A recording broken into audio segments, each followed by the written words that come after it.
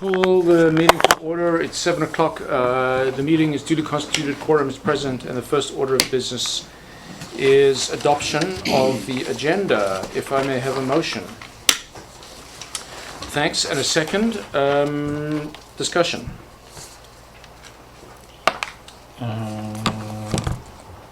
I'm fine with the agenda, but I've got a question if Peter can work it in somewhere. Where we are with the formation of the Lions Bay Beach Park Committee. Okay, so that will be. Let's do that. Go F and go CAO report on.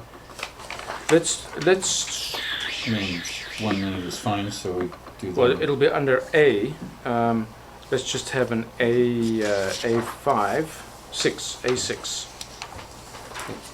That's under 8A6. Each committee.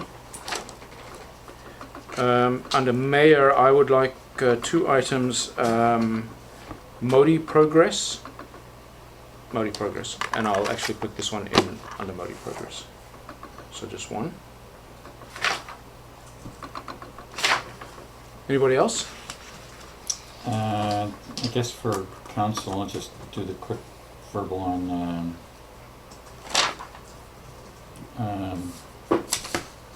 gotta get the name right. The pulling together. Pulling together under 8C. Yeah. Okay. Thank you. I'll be very quick. Peter, did I detect that you had something? Yeah, we have an addition to the agenda 8A6. We've already got a 6 now. Seven now. 7? Have to be a 7, although the reports are all going to say 6. So maybe we can make that committee one 7. Fine, we'll make the beach committee 1 7, Yeah. and this one 6. And it is what? And it's film application exemption from Parks bylaw.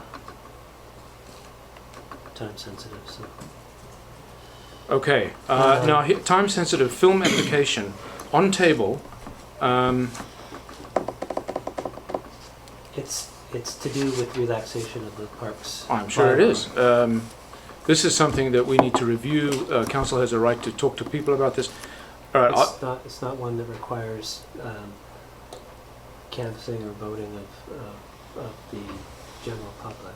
okay, well, I'll accept it, but we're going to be very circumspect. If there's any question whatsoever, it's going to get bounced.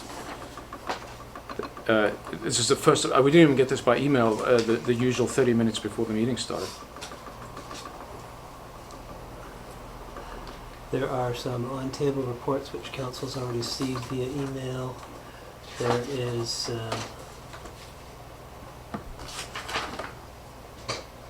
there's an addition to the reasons for closing. 91K, negotiations and related discussions, etc., etc.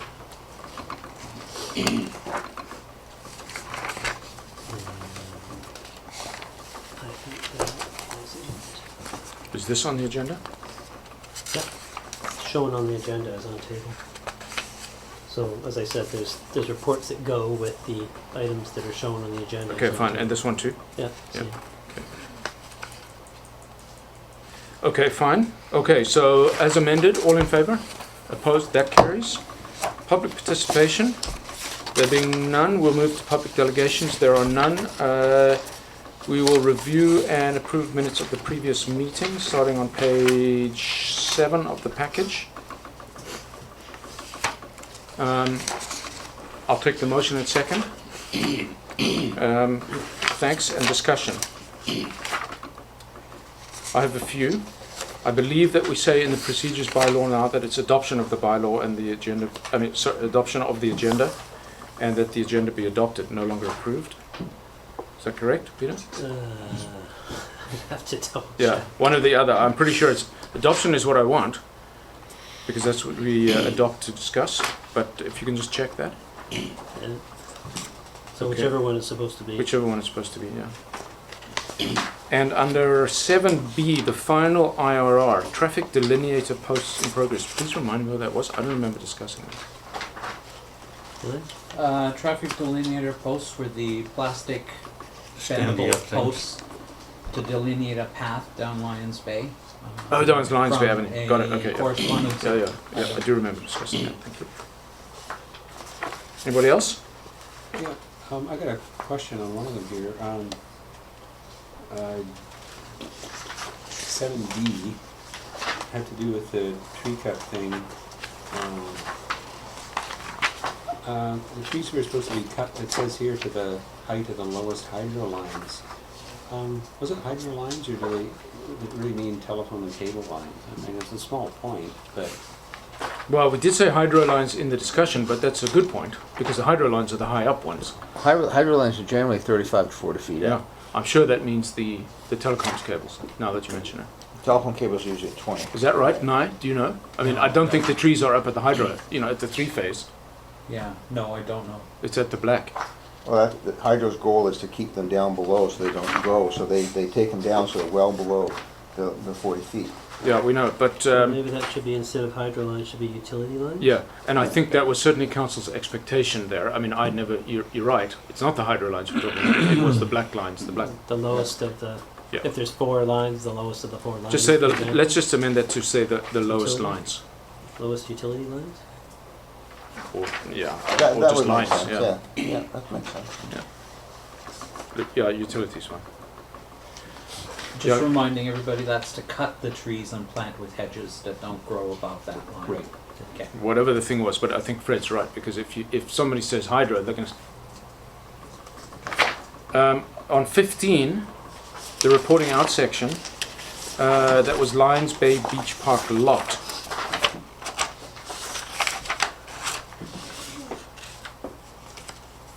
In the second paragraph. Yeah. And it's 3 paid parking locations, not 3 metered locations. Well, they're all metered, so it doesn't really matter. Sunset parking is not metered. Pardon? Sunset parking is not metered. It's metered. Easy Park had a proposal that was unmetered. Precise will have a meter there. The pad's already in place. I thought I read the thing to say that it wouldn't be, but No, okay, that's the fine. other one. Okay, good. So I'm fine with metered in that case. And then, did we move in second in open meeting that the term of the contract be extended? Yeah, because we had dealt with the amount, the compensation amount, but Okay. hadn't addressed the extension of the term. So Fine. I remember that when we came out. Very good. Okay. Anyone else? Fred, you normally come up with something that changes the entire context of the entire minutes. I'll try harder next time. Okay, so it's been moved and seconded. All in favour? Opposed? That carries. And business arising from the minutes. I had one arising from the public participation by Mrs. Bain, in fact, that the library sign is still displayed outside. What actually happened with that? Library signs were removed. Great. Was it? Sorry? Yes. Okay. Okay. That's the fastest action. Can you? I know how. I'm just going to feed things to. Okay, fantastic. Thank you. Anybody else for matters arising? No. We'll move on to unfinished business. Starting with number 2. This is more from Carl and Peter to Carl and staff, I see. I'm not going to quibble about that, but the idea was, I believe, council directed the mayor and the CAO to put this thing through together, but be that all as it may, it's somewhat academic now. I think that's what it's always been in this, No, it was in the previous agendas. 1 or 2 previous, but I did mention this before. Okay. It has previously been CAO. I guess we should keep that one on there until something happens, or we can take it off. And the parking plan is sort of I think we're still Done. dealing with it. I suppose, so we'll leave it on there. Yeah. You'll be pleased to know that I did actually undertake to get item number 16 done, only to find that it was too late. The deadline had passed, so that was I was a little annoyed about that because I actually did want to do it. But that one can go, Shauna. Sorry, that's number 16 and 17, Peter.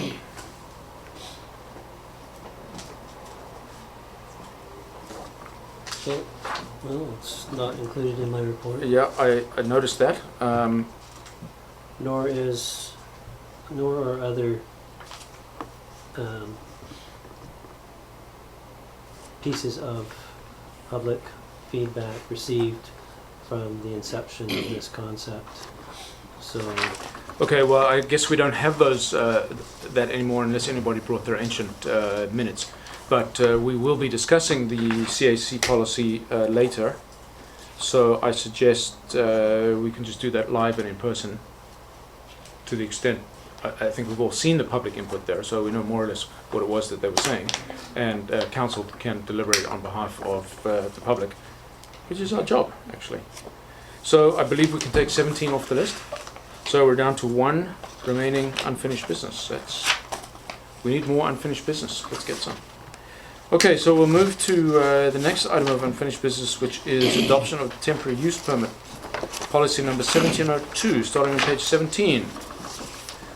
I will ask for a motion and a second to adopt and then go for some discussion. Yeah, I see a motion. Thank you, Fred. And a second. Okay, that was a second.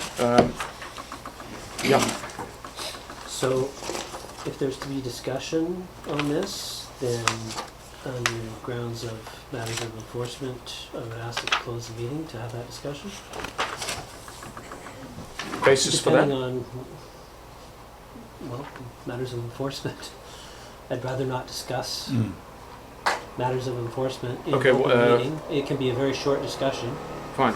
Is that in the grounds for closing already? Yeah. Yeah. Okay. Okay. So defer this till closed session. Can I have a motion on that one? We'll consider it an amendment to the motion. Thanks. And a second.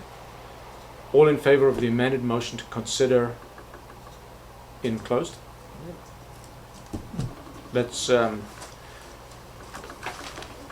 passes. So we'll move on to the Community Amenity Contribution Policy number 1703 on table.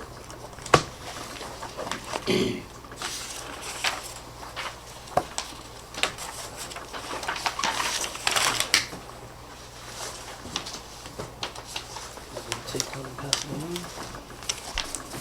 on. Okay, so we received this yesterday.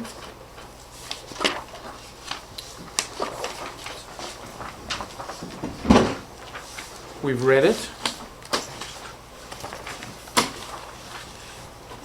Peter, please tell us what's changed between this version and the one that we saw before. Not too much. There was a couple of areas where changed a word or two to clarify meaning. And then in terms of the numbered paragraphs on page 2 and 3, particularly 5A through E, I did add some clarifying language with respect to the calculations, the target amenity contributions, and hopefully managed to clarify that as a result. I've also added some examples. Okay, so I know Ron and I submitted input. Did that get incorporated in any way? Yeah, I think I've addressed that in the report. So in the report, staff recommends that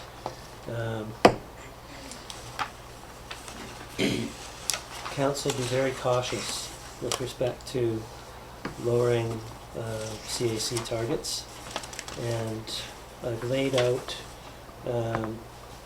some bases for sort of estimates of expected uptake on the avenues that are available for people under the new zoning bylaw, either to add a cottage or to subdivide their property. And the concern that is expressed in the report has to do with if you lower the CAC too much, I believe that you'll have a run on these opportunities beyond what would be prudent in terms of approaching change in a cautious and incremental manner. I think that it's better to approach things carefully, see how it goes. And I know that that council is anxious to see comparisons with other communities. I think that, as I've stated in the report, what works for other communities may not work for Lions Bay. Lions Bay is a very constrained land base, pretty much fully developed. There are limited opportunities, but if you make it too attractive, I believe that you could have speculators coming into this market as they go into other markets, buying up land and subdividing left, right, and center beyond the reasonable capacity and the reasonable intent of council in going down this path in the first place. I have, in terms of providing detailed procedures on when these fees would kick into effect and other such things like that, that's something that I'm going to have to work on, because that's a whole different ball of wax. It gets quite detailed, but examples of what others do would be for community amenity contributions. They would normally be required at the development permit stage, and bonus densities, like for cottages or duplexes, would be required at the building permit stage. So that's sort of more or less what most people do, probably the direction we would go as well. But in terms of comparing what other municipalities do, I did have some discussion in that respect. The problem, in one respect, is that many communities are reluctant to speak openly and to share openly their policies with respect to community amenity contributions and bonus densities. And there's a variety of different reasons for that. But I was requested not to lay out comparisons in open meeting, and preferably not even in closed meeting, but to more or less in a more general way canvass what others do, what kind of a range is applicable. So I can tell you that communities that we have looked to before for comparisons on a number of different things are communities that are far above the CAC amount that I've recommended in this report. There are several that are at 75%. There's a couple that are at 50. But yeah, I was actually surprised to find that they were that high, because in my estimation and in calculating what things could look like for Lions Bay as this goes forward, I thought that the 75 was too high for us. But I'm very concerned about going any lower than 33, and I think that it still provides a reasonable incentive for people who want to subdivide and for whom it makes sense to subdivide. And there have been comments or suggestions that having that kind of a number attached to, for example, the example that I've provided in the report or in the draft policy, where if you've got a simple split of a lot that's, say, valued at $1 million, and now you've got two lots that perhaps are valued at 1.5 together. So you've got an uplift of 500,000 on which you would apply the 33%, perhaps less the costs of servicing that new lot. So it is a target, it's a negotiation, but you still, the party still has a significant sum of money that they would not otherwise have had. And in terms of money left over to build on the new lot, it's not going to be enough for them to build anyways, assuming just for example, that they're gonna put a 3,000 square foot house on the new lot. These days, you're probably gonna spend upwards of $300 a square foot. And so you're gonna be spending probably $1 million to build that house.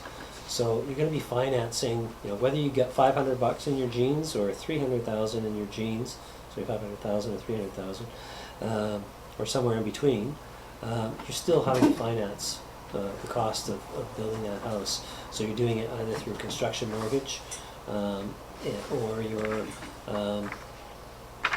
financing it inter alia on your other property or other properties. Alternatively, you're simply selling it, which is what I know some people would like to do. So they're not going to be developing it at all.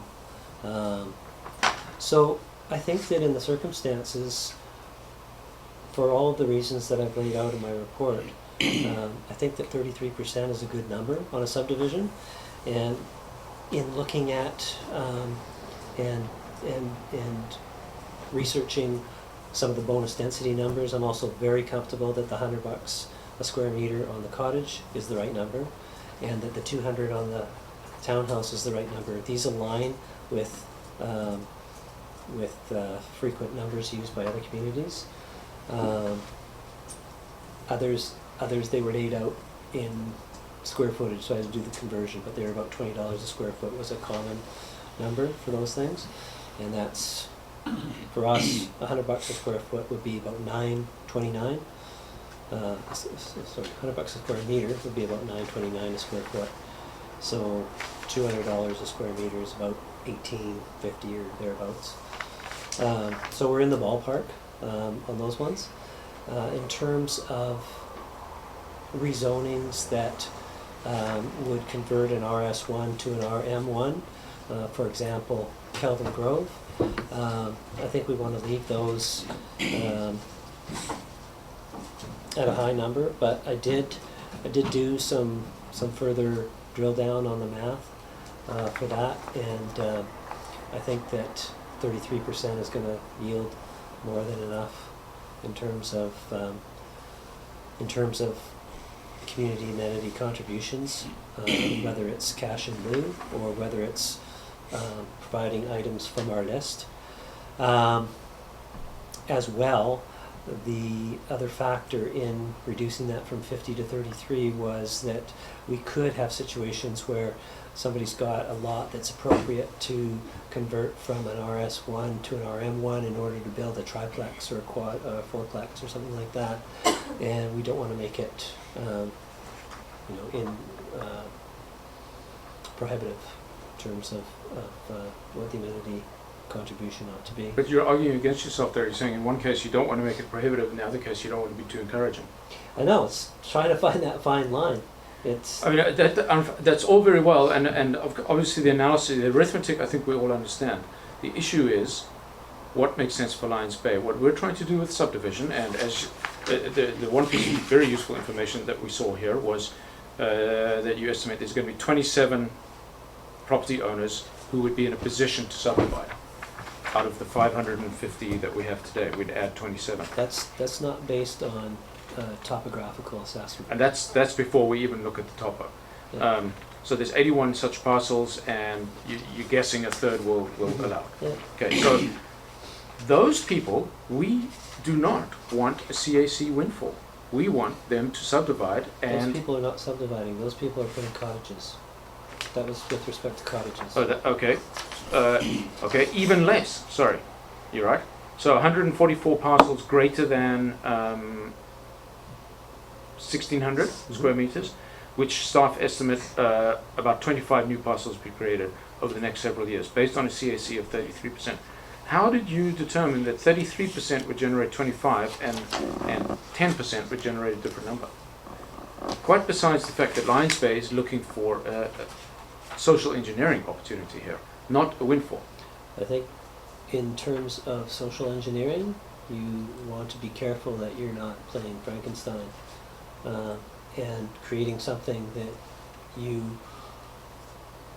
don't realize what you're creating until it's too late. I think that a go slow approach is the way to do social engineering. to the extent that our local government does social engineering. Okay, so we started with 33 and we get no takers. What then? Then you tweak the number.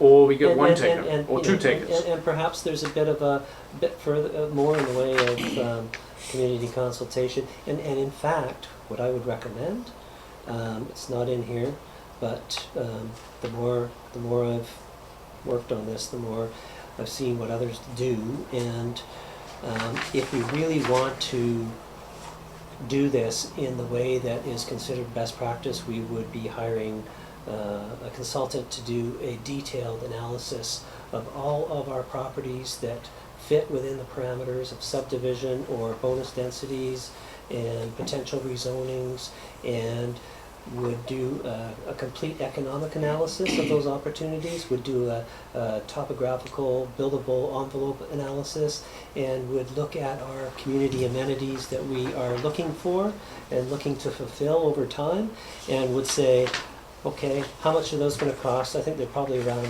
10, 15 million, just for what we're looking at here. Could be more, but that kind of analysis can say, okay, here's your opportunities. Here's what you can generate using these numbers. Here's how much of this community amenity list you can knock off using this approach A versus approach B. And then you can have some real options that are so detailed that you can decide what this is going to look like. But at this point in time, Well, we're not going to do that. that's this is what So it's council that has this to is the best determine what this analysis number is. that staff can provide. Well, I know that at least two council members asked to understand. I don't understand. I'll take your word for it that communities out there are leery to give out their CAC numbers. How does anybody know whether they can subdivide or not? I guess if they've got an opportunity and a property they have in mind, they go in and talk to staff and find out what the lay of the land is. Okay, so Some communities don't even have policies. They don't have it in a bylaw. They do it ad hoc. There's the methodologies run the gamut. well, I can understand that because if we get one or two takers at 33, we're going to have to drop it, and the 33% payers are not going to be very pleased about that. So I can understand why you may actually not publish what the CAC is. My understanding for subdivision is we're trying to add people, not knock off this list. The list is an afterthought, and we all know where the list came from. It's not an afterthought. Yeah, if we don't pay for it, there was no consideration of paying for it by CACs 6 months ago or 9 months ago. So it was on the list to be funded by the old-fashioned way. So I can see a rezoning from RS1 to RM1 or to commercial. Yeah, that has to attract some kind of CAC that will help knock off some amenities. Why? Because they're changing the character. Allowing a landowner, and we can point at the plots here, allowing a landowner to subdivide. We're not looking to get rich off that person. We're looking for them to add another taxpayer. Well, how many new parcels are you looking to add? You'd be ecstatic with 25. 25. Well, then I think you're at the right place. How do you know? I don't, but that's my professional opinion and advice. Yeah, but how did you draw that? You compared it to other communities and saw what sort of uptake they would have, given that there's only one Lions Bay. I'm concerned that it's too low already, given what other people charge. Well- So if you've got people who are buying up properties and subdividing in other communities that are charging 75%, they're going to look at us and go, huh, here's an opportunity, and they're going to flock in if we're not careful. And all they can do is one more RS1 property. No, they can't. You've got a property that's 7,000 square feet or square meters. You can subdivide a few times over. If you create more than 2 parcels, then you're starting to then you have to look at providing 5% parkland or cash in lieu. So the likelihood of people subdividing and creating more than 2 parcels is low. Where does For it say those- that? For those, What does it say about the parkland and stuff? I didn't put that in there. Okay, so some speculator comes and takes advantage of Little Lions Bay's 33% and subdivides into 2 or 3 lots zoned RS1. That's exactly what we want. And how many times over throughout the village? Well, 25 according to this. Okay, so how are you gonna put a stop to it when it keeps going? Because everybody's coming here because this is the most attractive deal in the Lower Mainland. Because once all 25 are done, they're done. And how do you do, so you go in and change the bylaw, change the zoning bylaw, change the OCP? Because this will get incorporated into the OCP. No, because we have development permit areas that would exclude all of these for all kinds of good reasons. Topography, geotech hazard, Those etc. reasons will come into play regardless. Right now, without development permits, as the approving officer, I would still be looking at geotechnical hazard situations. Okay, so it won't be requiring all willy-nilly. these things. So it's but if they are capable of being subdivided, then they're capable of being subdivided. You can't just say no. But Unless they you won't be change able the to build a bylaw. house. And why would they do that if they can't build a house on the new parcel? Sorry, why wouldn't they be able to build a house? Because the approving officer wouldn't approve it for geotech reasons. Right. So where subdivision is possible, and there are no, they've met all the conditions of subdivision that are laid out by the approving officer, then they're entitled to subdivision. So the problem is that without a detailed analysis, we don't know how many there are. Yeah, no, we get that. So if you're saying that 33% is super low, and some speculator is going to come in here and do it, so what? That's what we want. So how many? My question again: how many new parcels do you want? Do you want 50? 25. Do you want 100? Well, I see there's 144, that's the max, of which, due to topography, septic fields, and other limiting factors, staff does not expect more than about 25 new parcels to be created by these property owners. So 25, I'll go with that number, based on a CAC of 33%. If you're saying 33 is low, I know, and I'm sure council members here have spoken to Lions Bay residents, not speculators from outside, saying they cannot hack 33%, too high. Doesn't leave them enough money to build a house. They wouldn't have enough money left over to build a house if it was 20% instead of 33%. Well, they would if it was zero. So we're talking somewhere between 0 and 100 CAC. And I agree that in high demand places like Vancouver, the CAC for similar type of proposition is 75%. We are in Vancouver, essentially. Finally, you said something I agree with. So that is why we cannot compare ourselves to Gibson's or even Squamish. We are Vancouver. But we are a small sub-economic village looking to add tax parcels. So for the sake of adding a few $1,000s per parcel each year, you would just not require any substantive CAC for those who wish to take advantage of that? 25 new parcels at $3,000 each is $750,000 in tax revenue every year forever, versus a one-time CAC windfall of, I'll just use your example here, $165,000. So That doesn't happen because it's too much. You're still going to get the parcel. No, they won't do it at 33. The people that we've talked to, we know, won't do it, can't. That's kind of counter to what we want to do. So if they don't, then what are they going to do? Sell their land and go somewhere, or they're just going to develop their land as is, or what? Without giving away people's private business, of the two that I've talked to recently, they would sell and leave the village. Like, Which is- of one that I know that will happen anyways. They just don't want to pay the CAC. They just want to subdivide and sell and retire. So how does that help or be in the best interests of the village? One more tax parcel. And, This is what we want. but 75,000 a year. You may find that you've got double that, but you've got a lot of headaches associated with it if you make the CAC too low. That's okay. So at the end of the day, it's council's decision. But we have nothing to base a decision on. We asked for comparables. Okay, I've given you the comparables. The comparables that I've looked at, 75%. in a not similar situation? Communities that we look to for comparables. Often. So I'm just telling you. Are they analogous to Lions Bay? Part of Vancouver? Not in terms of size, because not too many communities are analogous to Lions Bay in terms of size. Fourth highest And property values in the province? Belcarra and Anmore haven't set upon this path yet anyway, so they're not included in that analysis. So it's difficult to find Oh no, I appreciate that. comparables for Lions Bay's size and circumstances. I mean, we are shooting in the dark if we adopt this policy. We have absolutely no idea.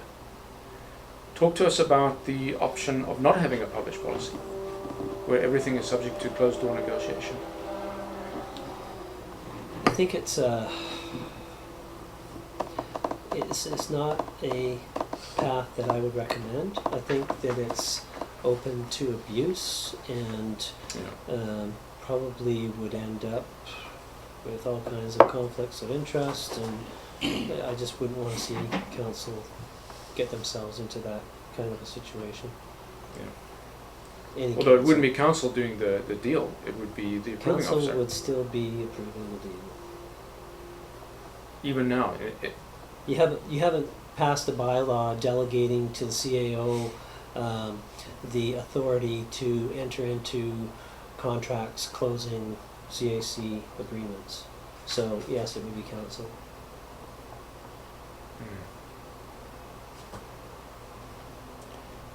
I got a couple of points. I hadn't heard all your points before. I printed it out and I made some notes to myself.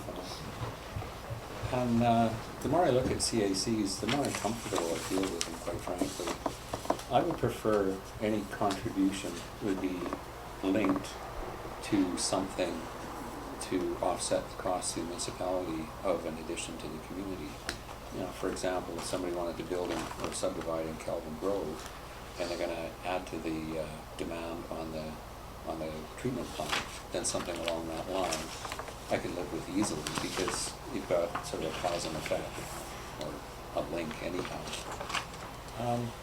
But I just don't feel comfortable with what will be considered a cash grab by many people, and I guess my sympathies are towards the private resident, which I would suggest maybe they should be exempt and aim the CACs, if we're going to have them, at anyone developing commercially. If they're in to make a profit, they shouldn't be making a profit off of the community. They should be adding to it, and they're entitled to a profit if they provide service. But if it's a business, I think it's different than, one couple I've spoken to, they would like to subdivide their property and stuff like that, but it comes to an issue of affordability if they have to pay the 33%. And yeah, sure, you can get a mortgage, but you have to be able to pay your payments on a mortgage. And if you've got an extra wad of money that you've got to borrow, you have an extra big mortgage, and they don't seem to think they could afford it. So I think it's more important, and Carl, I agree with you on this one. To me, it's a lot more important to increase the number of parcels in the community than it is to get sort of a bankroll of cash that we can use for whatever in the future. I think that I like the long-term aspect of increasing the parcels more than the immediate cash influx.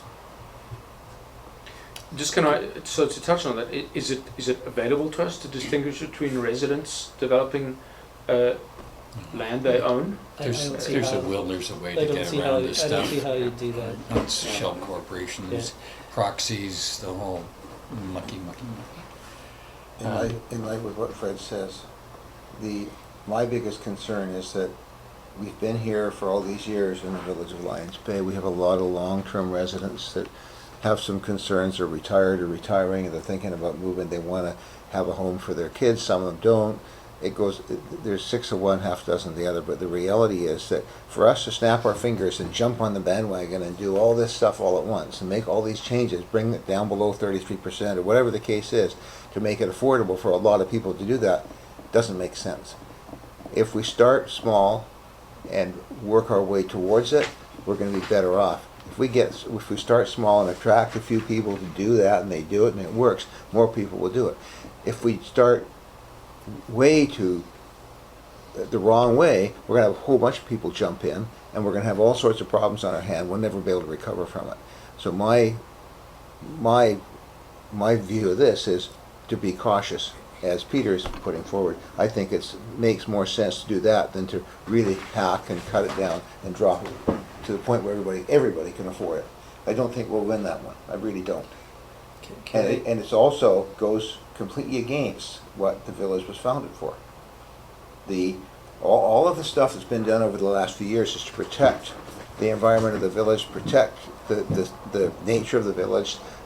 The one thing that we don't want is a sudden population boom in the village of Lions Bay. We want to keep it controlled as much as we possibly can. I'm not saying we want to stop development, and I'm not saying we want to stop subdivision. We don't. We want to move progressively down because we know our systems are failing. We've got things we have to do. We're trying to improve infrastructure, improve community venues, and for which we need more funds, more cash, more money, but we don't want to do it all at once. So I think caution is probably the best way to go. And I agree with what Fred's saying, but at the same time, I think we need to remember that this is the village of Lions Bay. We're not West Vancouver, we're not Amor, we're not Belcarre, we're not North Van, we're not the city of Vancouver. We are small, very, very small, and have very limited resources. And we need to remember that. Well, I think it's because we are small that we're trying to do this. I'll also remind council that we lost 16 properties in the highway redo. So we're down 16 as it is. Yeah, sorry, go ahead, Peter. Just wanted to address a couple of points that Councillor Bain brought up. In terms of cash in lieu contributions being linked to the purposes for which the development is being granted, and you gave the example of Kelvin Grove and the sewage treatment plant. Those discussions have already been held, and that would take place, but having a CAC that is significant enough to provide a parameter that provides us with a dollar value that will allow us to do something like that is important. So that would be why we would need to have a significant enough CAC for conversions from RS1 to RM1. But at the same token, you can have an RM1 that's a fourplex. So I think that, maybe the fourplex would be in a position of saying, well, I can dedicate this side of my parcel to trail linkage.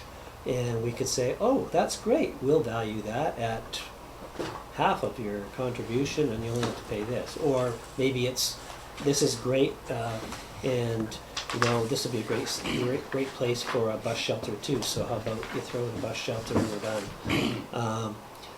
There's all kinds of different things that you can do in terms of getting creative and looking for ways to have tangible benefits to compensate for the fact that development is occurring and in some way, be it small or large, changing the character of the neighborhood around it. So yes, ideally you want to try and have linkage between what's being, the development that's being granted and the amenity that's being sought. But sometimes you can't do that with a list, and you've got to take the cash and apply it towards Especially not the if it's a list. onesie twosie. You're not going to get somebody No, to of build course. a sewage plant if he's Yeah, subdividing a lot. Exactly. But also, in terms of, sorry, something was going to say there. Okay, we'll just hold. Sorry, lost my thought. Yeah, no, come back. Just to fulfill the request here to input from Mr. Kitzer, the resident. So he says, just picking out the important parts of his note. He doesn't like the charge for a cottage. He points out correctly that a 1,200 square foot cottage would add $11,000 to the build cost.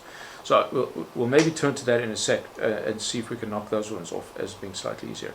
For the subdivision, the amount proposed is too high by an incredible amount. I'm reading verbatim here. A lot in Lions Bay right now, the service would fetch between 900 and 1.2, depending on several factors. And then unsubstantiated, he says, a 10% amenity charges sees 10 or more applications and 1 million in amenity contribution. 33, you may get a few and it won't be right away. Unsubstantiated, what the difference in amenity charge would do to the demand. He's a real estate broker. He thinks 33 is well, But he's applying 10% to $1 million lift, and Yeah. and I don't think No, the lift is $1 million. but I don't think there's subdivision. anybody here that's looking at the dollar signs. I, certainly speaking for myself, I'm looking at the added residence. I'm looking for people coming in and building small house on a small lot, 700, 800 meters, and sending their kids to our school. Not And, yeah, anything I else. agree that's a great objective, and just my concern is that if it's too low, it could be just to be too successful. Open the floodgates, and I'm just concerned. The you know? floodgates are self-limiting. I mean, if Topography is probably our friend. Sure. In certain respects. But so, in I mean, terms of the limiting. one data point we have is there's 144 lots that would be eligible. Let's say all of them are eligible, and we get 144 subdivided lots, some of which are bare land. In fact, only 2 that I know of, but okay, so none, let's say. So there's already one house, so we get 144 new houses. Okay, this is worst case scenario. Isn't that good? If those residents do develop, you could get developers come in and buy those residents out for higher than asking, and then subdivide and develop.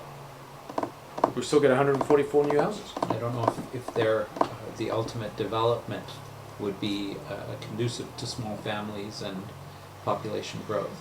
Some Well- of the carriage houses in West Van were just incredible. Yeah, but carriage houses is different. Cottages, carriage houses. Yeah, so we haven't started talking about that yet. But But you could have 144 new houses with 144 new cottages.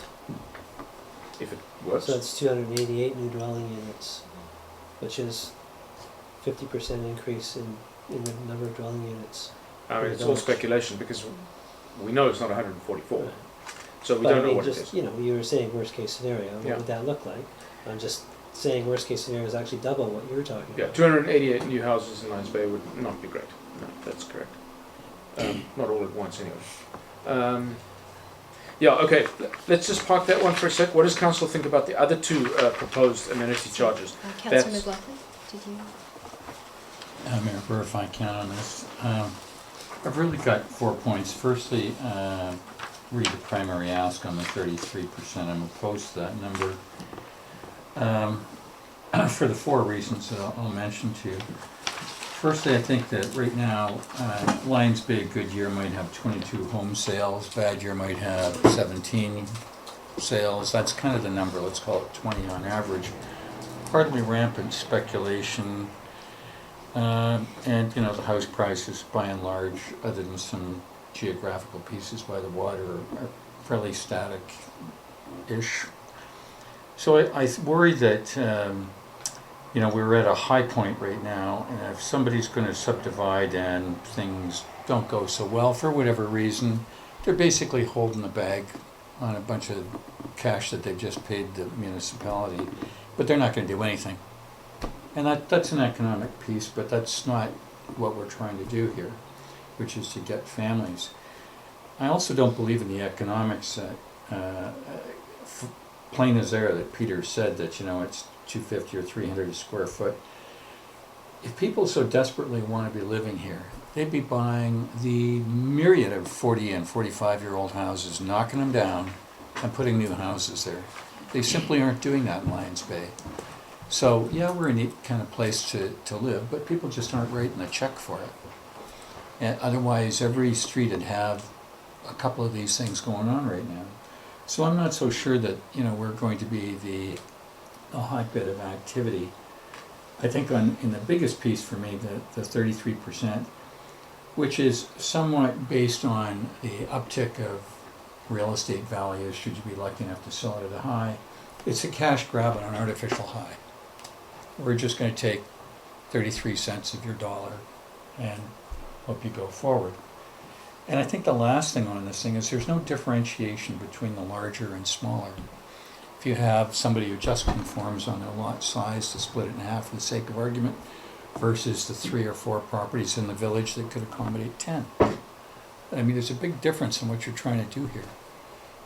So I think, and I think also, and I guess Peter's partially answered it, but I gotta confess, I'm a bit of a data guy, and I would have preferred to have seen a spreadsheet of large and small communities, best that you could do, and near and far communities, to see what their charges are. And I'm gonna speculate from, I mean, if Peter tells me that some of the other metros are at 50 and climbing, well, okay, it's fine.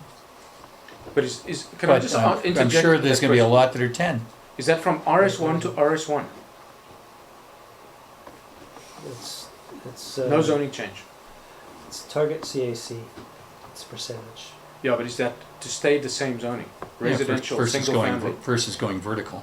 versus going vertical? It can vary. It's yeah, it runs the gamut. Yeah, well, Basically. So, You know, so for those 4 reasons, which you can listen to the tape afterwards, and we've got lots on the stuff here. Given what the council members know, what their personal affairs look like for the next little bit here, I'm going to suggest for me that, regrettably, that it would be option number 3 to refer back. I couldn't go on this right now. yeah, okay. Thanks, Ron, for that. So let's just hold that one. Can I just get a sense of the other CACs that we're talking about for the cottage? We're talking about, just to use the example here, $100 a square meter, which would mean that if we added 115 square meter cottage, that's the biggest available, that's the max, they'd pay 11,500 CAC. On a cottage that is worth 600, 550, 500, let's say in round numbers, plus servicing charges, but that's on their private land, so there's no municipal servicing charge, correct? They are required to use their same driveway, and they're required to use their same, meaning driveway crossing, and same water service. yeah, no. We would have to do a bucket test to see if they could meet the sprinkler flows. If they didn't pass the bucket test, then they'd need a larger service for the residents. Because all new construction has to be sprinkled. Yeah. Okay, so that's the number on the cottage, $100 a square meter, meaning that a full-size cottage of whatever construction standard, you know, whether it's gold-plated or made of cedar, it's size-based, not value-based. They would pay 11.5. A duplex pays double that, $200 a square meter. So multiplied by half. What's the multiplied by half thing again? Remind me. It's I mean, you could just say it's $100 a square meter if you want. Yeah, because that's the same thing, right? Essentially, what it does, because it's a duplex, so Because it's we're only creating one additional dwelling unit, Yeah. so that's why I kind of cut it in half. yeah. So it's $100. So if you were to build a duplex, The 371 is square meters, yeah. So which equates to well, 2 cottages, 2,000, I think. 2,000 each. Sorry, no, that equates to 4,000 square feet. Yeah, so 2,000 each. Yeah. Yeah, just multiply by 10. So that one attracts the same charge, it's double because it's slightly bigger, so 37,000. What do you think of those kinds of numbers? I'm fine. Yeah, I'm fine with those as well. I think those are about right. I mean, I have heard from people saying, okay, well, if that's too much for you, then you can't build a cottage or a duplex. The rezoning from RS1 to RM1, so that's, you've got a residential lot, you know, maybe at the end of Kelvin or up at the top, and you want to put multifamily in there. Fourplex, row housing, something like that. The proposition is 33%, same as RS1 to RS1, of which we're going to have, according to the estimates, which are as good a guess as we have, 25 of those. 33% as well. but of the lift, of the increase in value. So if you can build a 4,000 square foot house, and you can build for 4,000 square feet of fourplex, I don't know, your lift is not going to be that high, so your actual cost of the amenity is not going to be that high. Well, you've got land that was RS1 that's now RM1. The land's worth a lot more. The lift is higher than But RS1 to it would be RS1. RM1 with stipulations. It's not just a blanket RM1, so that you could build, a skyscraper of 10 stories. Yeah, no, it's not So carte blanche. it would be stipulated. It'd be okay. You're building a fourplex. Okay, it's RM1 4 or whatever we want to call it Mhm. when it comes time for the rezoning, and it's site specific. Everybody does site specific zoning these days, so it would be stipulated. And so, yeah, they're not buying an RM1 that they could build something other than, have Well, some again, cash flow. I'm guessing as much as on the subdivision, whether 33 is a good number. Because, yeah, what's the lift actually going to be when you change from RS1 to RM1? And there's really very few that will do. There are communities that also, like, along the lines of what I said earlier about doing a big study, there are communities that do studies associated with, that require a report from a land economist. If somebody applies for one of these, they also require a report from a land economist that provides a report to the municipality stipulating what, or setting out what their assessment is of the increase in value as a result of the rezoning or For the required what have you. rezoning. Yeah, so that's another way you can go in terms of having something that isn't quite such a airy-fairy ball in the sky. Who's going to make this determination? Yeah, it's a negotiation, but how's that negotiation going to go? If we want those negotiations to go smoother, we could provide, require stipulations like, okay, you got to provide a report with your application that says, gives us something to go on. So But I we can think all sort of start at the same ballpark. But I think we want to provide some level of guidance, public guidance. If you want to do something in Lions Bay, this is what it's going to cost you. Here's our policy. Well, but something like that also, so you have a policy, yes, but you also have, that provides you with a starting point that puts you in the same ball field, because otherwise we could be starting at opposite ends of who knows what in terms of that negotiation. Well, yes, except all that does is tell them what they're in for. Because we're going But percentage of lift. It would result, I think it would result in a consensus negotiation much, much quicker and much less painfully. So, yeah, but now just tell us how that would happen. So you go to a guy who now he's just put a piece of RS1, he wants to do RM1. The CAC is 33%. Are you saying that you would negotiate that up or down? Not up, that's the max, that's the target. So, I really don't see it going up. No, okay, well, whatever the number. And so you'd negotiate it down on what basis?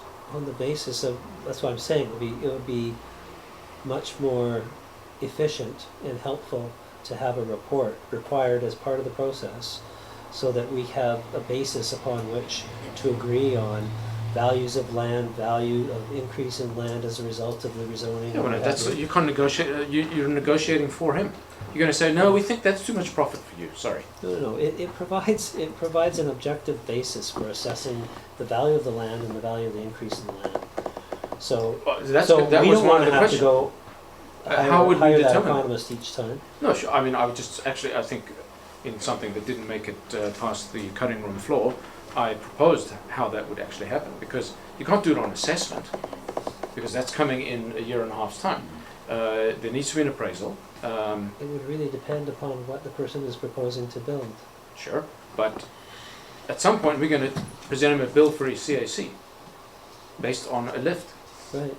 So it would be best if he pays for the report, we hire the person to I just provide took the it for granted report. he'd pay for the report. Then we have a basis upon which to say, here's what we see your increase in value as being, so 33% of this is our starting point. And then does the developer stump that up before he starts constructing? Or after he sells it? Or Sorry, does he what? But when does he pay that, the CAC? Well, like I said, for CACs, usually they're paid at the development permit stage, so we would probably have development permits in place by then, I would hope. And if it's just density bonusing, like for a cottage or a duplex, then they're probably gonna be paying it at building permit stage. So where do they get the money?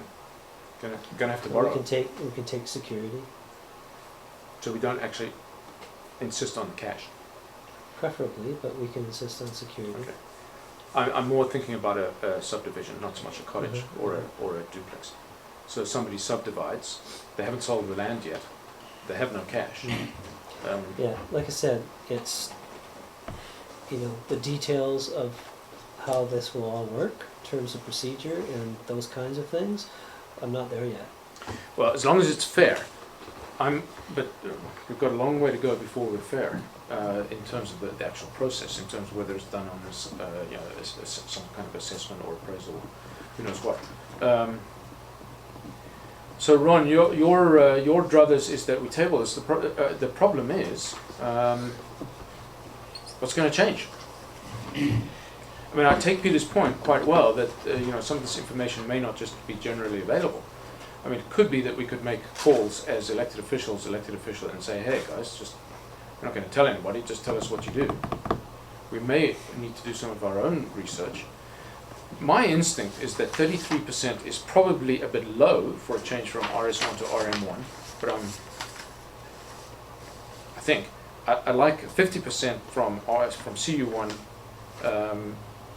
to C1 for RM1. That's fine.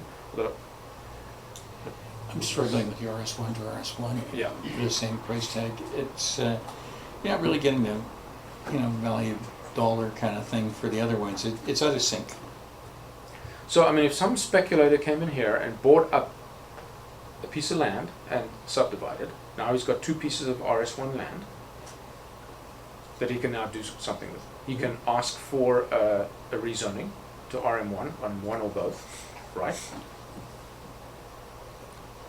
He could ask. It's given what Jim says about Lions Bay, it's kind of unlikely he'd make it through the public hearing stage. You'd have to apply for an RM1 even for duplex. So you could ask for an RM1 for a duplex, or you could ask really? for a triplex. You have to ask for an RM. Yeah, That's not what this says. This says you get the duplex simply by paying a CAC. you will, but you still have to rezone. Oh, so that's not guaranteed either. Duplex is not on our RS1. Yeah, it's not RS1. It's multiple.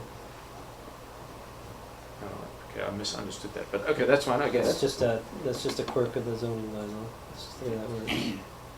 And I think people would want to know that a duplex is going and have something to say about it if a duplex is going next door. Whether it's a demolish and rebuild job or a subdivision and build job. But so I'm with Ron. I think 33% for a straight subdivide, RS1 to RS1, which gets us what we want, in theory, if the developer develops. I know there are some scenarios where it's a 3-way. I think you said you were going to treat that slightly differently.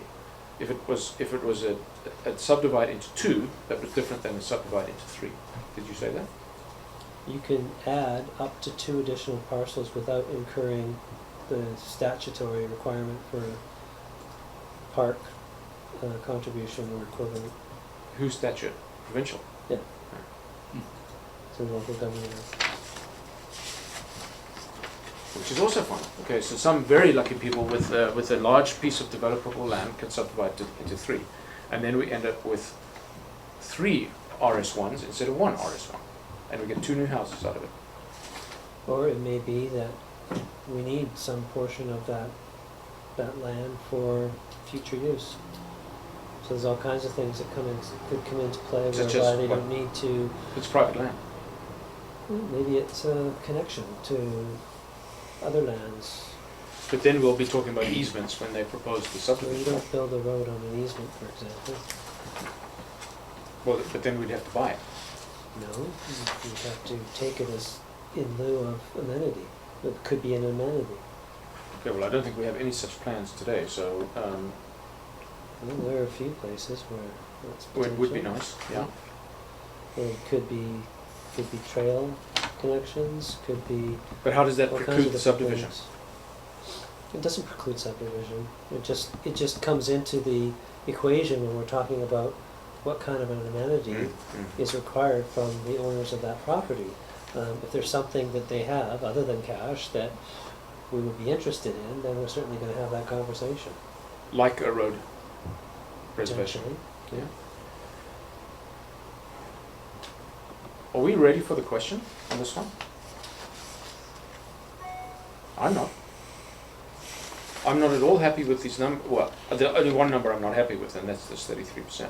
I can't necessarily get my head around the scenario. The whole point, I'll just remind us, that the whole point around this was we wanted to add residents.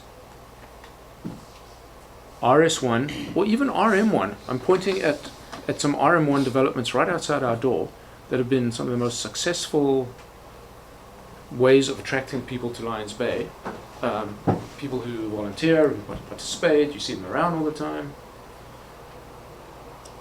They don't sit at the end of a long driveway. I'm not talking about you, Ron.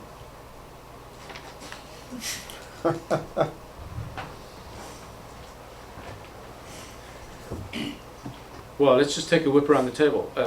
You said you were ready for the question? Yeah. Yeah. What about you, Fred?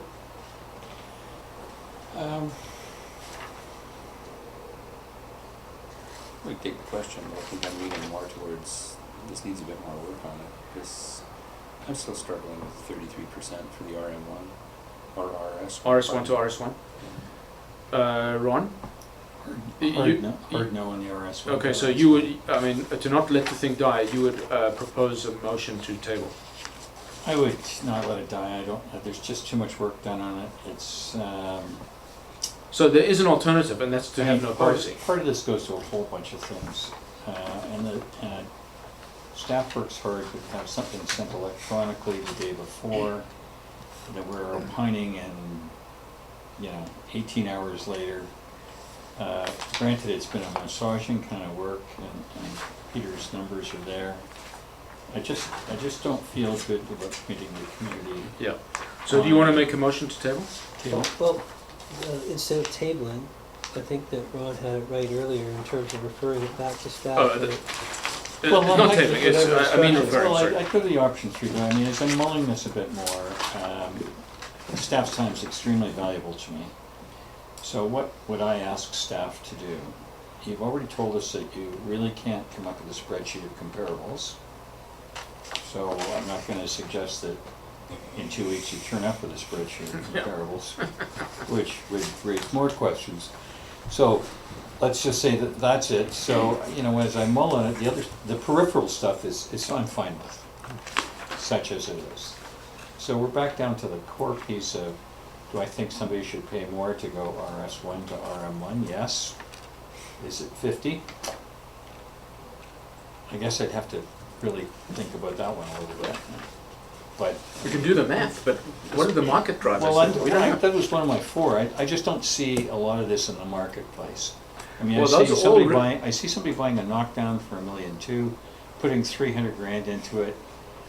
He might try and list it for $1.8 million or $1.9 million. He's going to sell it for $1.550 because people aren't stupid, and there are no or very few. I mean, staff would know how many permits are drawn like that, but there's very few.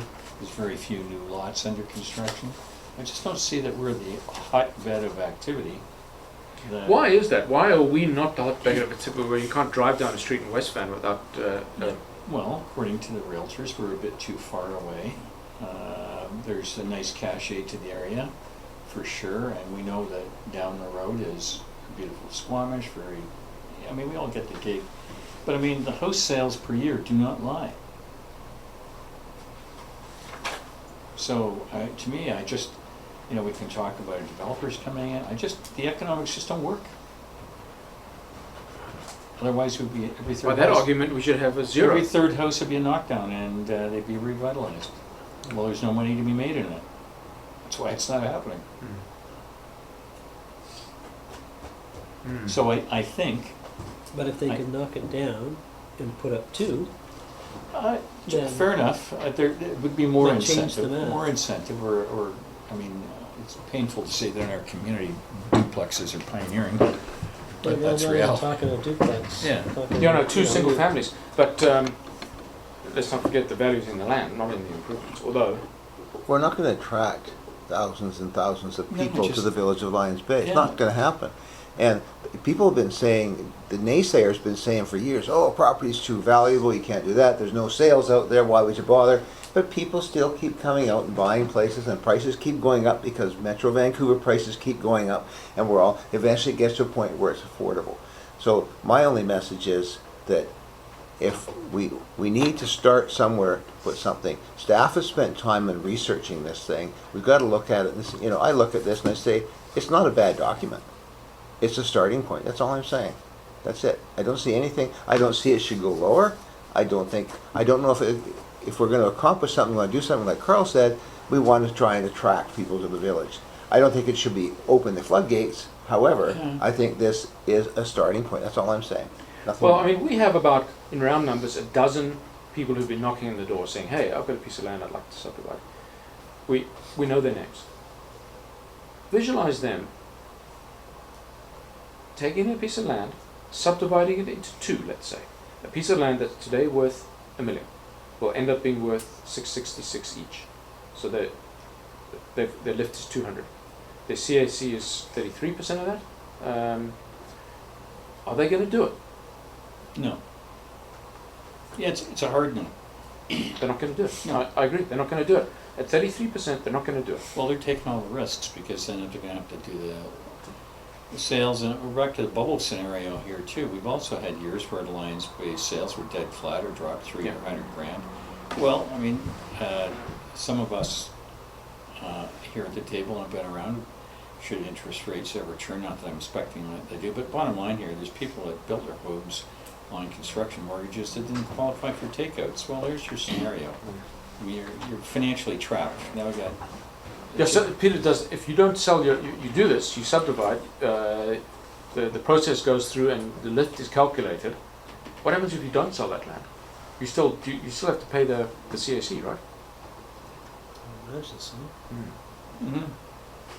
So you've done it. You're hoping to get the price that you've calculated, but you're not. You've made an offer. Well, there's of the four scenarios, there's a financial risk. It's not with the village. Thank you. We love your dough.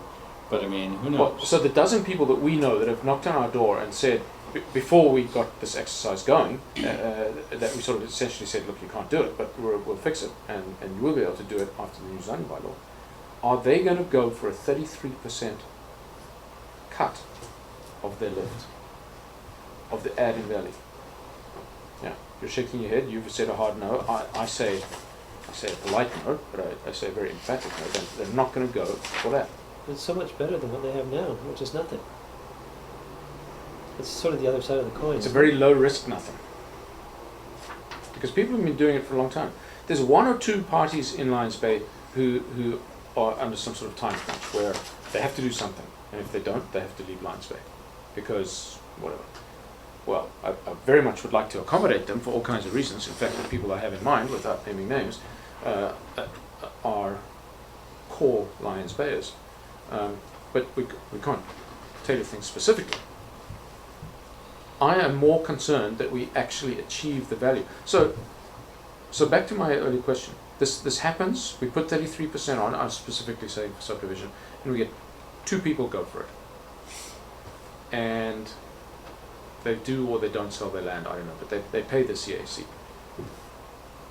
But only 2. Do we drop the CAC? Reduce it? If you are so inclined. The people who paid the 33%, what are they going to say? Do they have a claim to get some of They're it going to back? say, I've been robbed. That's what they're going to say. So maybe what you do is you say, you include a provision that should council reduce the CAC payable within the next whatever period of time, 2 years, 5 years, whatever, we will refund. I don't know, can you do that? That'd be a tricky one, wouldn't it? You'd have Come to here, look but the into cash You it. have to set up a fund for it. That means you couldn't spend your CACs. Yeah. You'd have to keep You'd have to reserve. keep There'd it- be- you'd have to Reserve. keep There'd it have to be a available. separate Yeah. reserve for Separate refundable, reserve for the reserve. refundable CAC. Yeah. Refundable reserve. I was just going to say, the flip side of this, which I Like saw our at West deposits aren't big Vancouver, enough anyhow. you also have residents who don't want development. So you have to look to them too, and one of the ways to appease them, as was done in West Vancouver, was, yes, we are allowed to subdivide, but we got this money that goes into reserve to address all those things you're concerned about, the added traffic on the roads and the... So there is the flip side of it, that not everyone supports this. I think the one thing we worry about on a daily basis, I mean, because it's driven down our throats, is the politics. But yeah, that's true. I suppose the ultimate encouragement is that we put all this stuff in place, but it's so draconian, nobody's going to do it, so don't worry. My So- worry is what I've seen in West Van, and that developers will take advantage wherever they can. And that includes forcing out residents with offers they just can't refuse, and building places that nobody can rent No, rent? or buy. Well, But where's your economic theory? on they're that just one? doing renovations. They're taking a granny house that they bought for $3 million, and they're building a $6 million house and they can't sell it. We're not talking about renovations here. We're talking about actual densification. Cottages, carriage homes, I've seen what's happened in West Van. I've put in the utility servicing. Yeah, but as Ron says, that doesn't happen in Lions Bay. Yet. Well, there's no evidence that people are chomping on the bit here either. I mean, we've had... We've got a dozen locals. We've got. that are pretty small cheese in the whole scheme of things. I mean, we've sort of been approached by what I would consider to be developers, 2 of them, and one fairly amateurish, one quasi something, but yeah. My fear is that we have people watching to see what we're doing and hoping that we'll do something that will open the floodgates a little bit, and so we do something that just sort of starts it a little bit. That's fine, but if we do too much too fast, there's going to be a problem. And so I think that a start is better than nothing, and I don't think we're going to hurt ourselves by doing it. I really don't. That's just my economic gut feeling about it. I can't see it. I can't see it biting us in the ass. Yeah, some of the people that are talking to us right now, the residents, the older residents, people that have been here for a while, and maybe there's a developer in there, okay? Sure, they're looking at the bottom line. They just want to say, we don't want to pay this, we don't want to pay that, but we want to develop. We want you guys to allow us to develop this property. Yeah. Well, That's a valid we're point. putting a rule, we're putting They're something in place. negotiating already. We're negotiating it, and we're putting something in place to say, okay, here you go. So my suggestion would be that council refer it back to staff. I think there's still some additional research and insight that I can gain from talking to more of my associates and others who have some additional thoughts and insights on these things. And I think that it can only result in greater understanding and maybe I'll be able to come back with some additional rationales one way or the other that can assist council in coming to a determination that they're comfortable with. Maybe there's some conditions or other terms that can be inserted so that we have some safety mechanisms, or we can pre-plan how we would deal with a situation that council felt was okay. This isn't what we thought was going to happen. But why don't you send it back to me and I'll work on that and we'll bring it back. I'll put the motion forward without talking too much about it, with no timeline on it. Well, there's a timeline, but Peter's well aware of the timeline, so... I think hopefully perhaps I can dovetail it in with the development permits, which are going to have to come back. Well, we're going to be talking about that a little later. I'm going to have a suggestion on that. Okay, so you've got a motion there. I'll take a second on that if somebody wants to do that. Any discussion on that? So, all in favour and opposed? So we'll send it back. Right. Yeah, I think we just need something to hang our hat on. Yeah, I think And it may be 33%. I've got a flavor for where everybody sits on it and concerns and viewpoints on a number of different aspects of this. So let me do some more work on this. I'm looking at Vancouver's, but they actually have a community amenity contribution website. So I haven't quite got to the number yet. Yeah. Okay. Okay. Thanks. I think we made some progress there.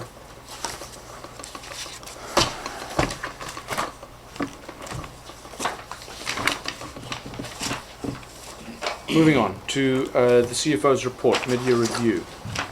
Pam, I don't propose that we go through this. Does anybody have comments? I'm sure we do. I was just, maybe explain it. It's a preliminary mid-review. We'll be doing a full mid-review in September.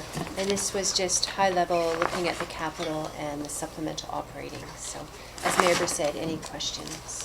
Thank you. I do.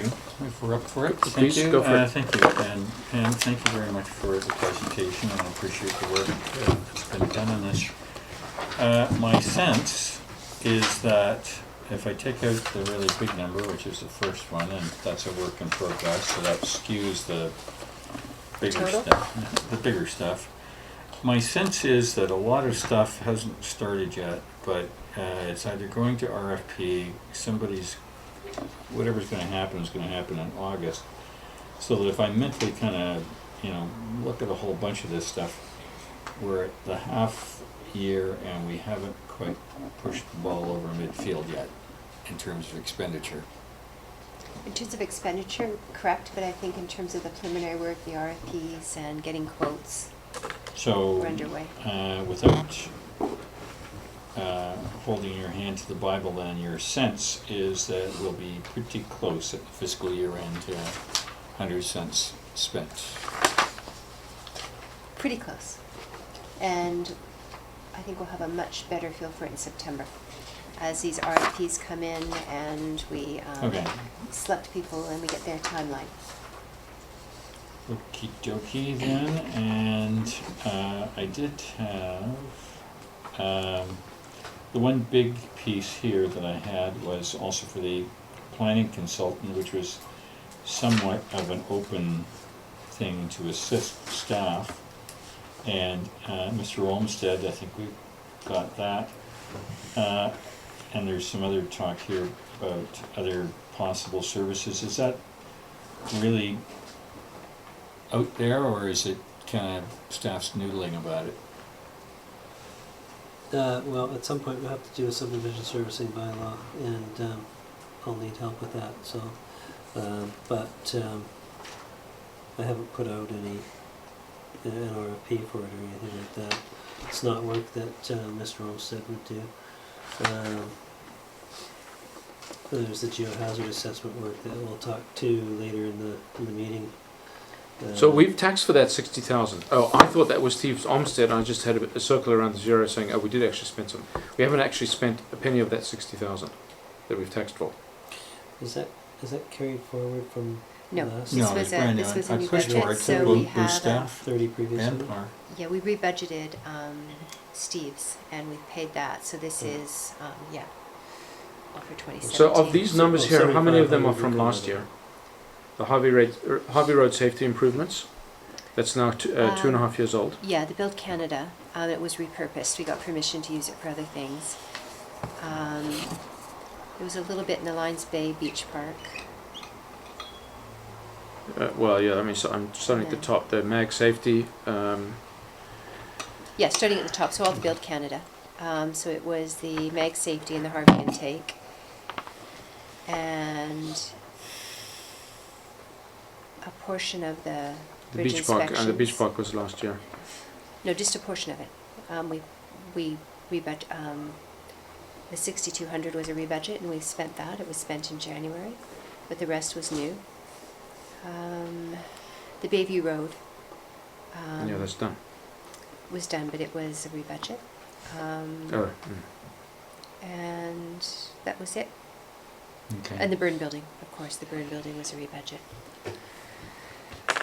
Okay, well, I think we understand why That's the burn it. building's been sitting there, so Yeah. that's fine. Fire capital maintenance, I assume that they will spend their budget. Yes. The $7,000 fire volunteers, that will happen just as a matter of course. As we 60,000. speak, actually, they're being paid twice a year. They're being paid on Friday, so that has gone through. Okay, the emergency management planning, $20,000. That's a 2% tax increase. Timeline on that? Gonna get an RFP out for the consulting work. I always get confused with all these paper plans. Asset management plan, $20,000. Yes. Just remind us why that one's been delayed. It was delayed. We were starting to get quotes, and then there was a very good grant opportunity that came about from the FCM that you could get up to $50,000, up to 80%. And that was going to be a 2-year project. So I will be applying for that, a grant this month. And it really increases the scope of work we can do, and also allows us to get it all in this year and then not having to budget for it again next year, because that was a 2-year proposed budget. We have money in the 2018 budget as well for that. Yeah. And that just came out a couple of weeks ago, so we'll be applying for that grant. So we just, basically any costs are covered up to the time they acknowledge receipt of your grant.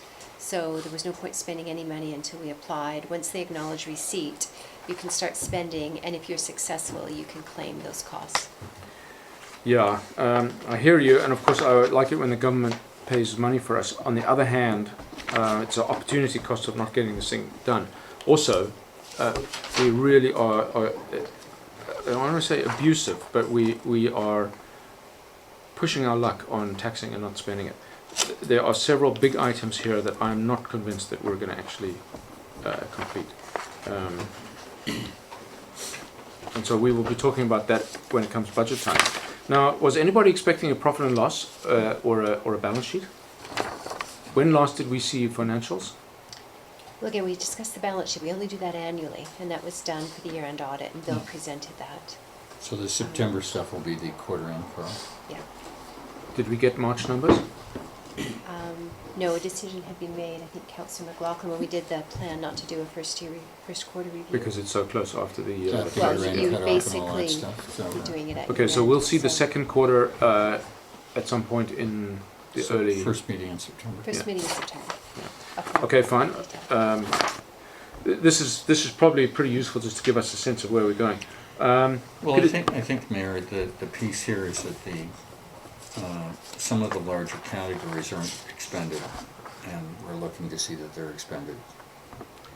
Very definitely. I don't think there's any doubt that people are aware of that. So I'm taking that on faith at this stage. The September 28th, 2017 date for the close of the purchase of 63 Brunswick, Peter. The cash, we have the cash. That's not contingent on the sale of the road end. Well, we would like to have net sale proceeds in hand in order to close on 63. Yeah. But if we don't, then we have cash. Okay, fine. So that date is a fine date. We can achieve that date. That was in the purchase and sale agreement? Yes. Yeah, That's so what we I have to got. do it by then. Yeah. Yeah.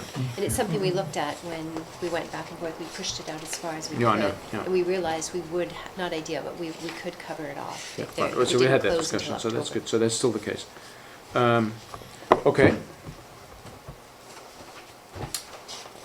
Motion to receive? That's a yes from Fred, second. Anything else? All in favor? Opposed? That carries. Thanks, Pam. Good. Thank you. And I will now extract the agenda so that I don't have to keep paging back and forth.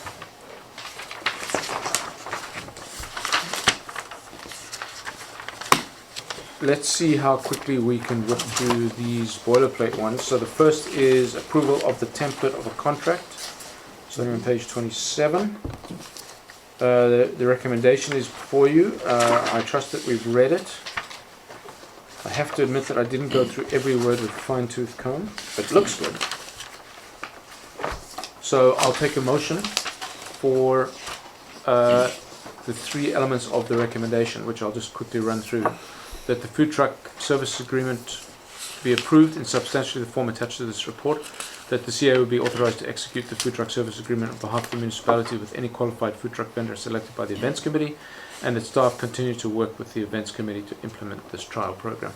Can I have that a motion? I'll put that forward, Mayor Yep. Burr, and with special thanks to Peter. I know this was a dream of the events committee, and he's moved it from somebody A with dream. a barbecue standing at the entrance to a full meal deal. I'll second that. I would propose one minor little change to the contract. I just need a second before, seeing as we've got a motion. Thanks. fine. Now, Good now enough. you can propose.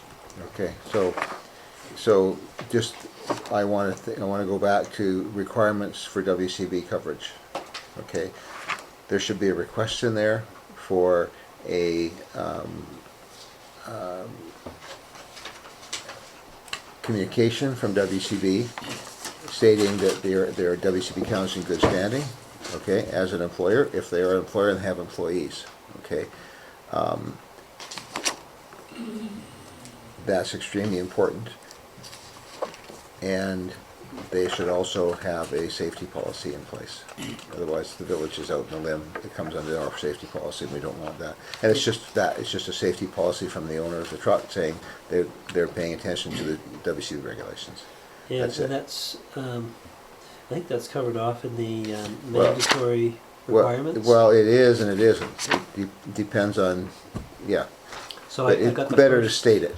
I got the first application Good, on the weekend, okay. and yeah, they laid out all the Good, great, stuff. that's good, that's perfect. That's So they met but all the that's fine. requirements. I look at that always in contracts, and that's the first thing I look for. Yeah. That's all. And some may have WCB requirements and some may not. If they're Yeah. just self-employed doing it themselves, they can opt in or out.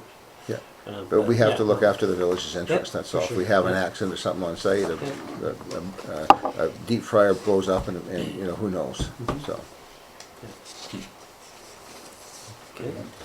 Are you able to handle that within the powers that we are granting to you to decide whether, yes, they meet those kinds of, or do we want to put it in? We were saying with any qualified.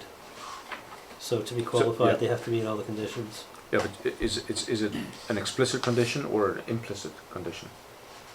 I think you're covered in terms of them having to be qualified. Yeah, just in general, you mean, not specific to Qualified food Lasby? truck. The rules around that stuff are constantly changing, that's why I mention it. 'Cause Yeah. Recent Looked emails at from it, WCB all the last Squamish stuff. couple of weeks, there's a whole bunch of stuff going on, the changes are being made, and stuff like that is being paid more attention to, that's all.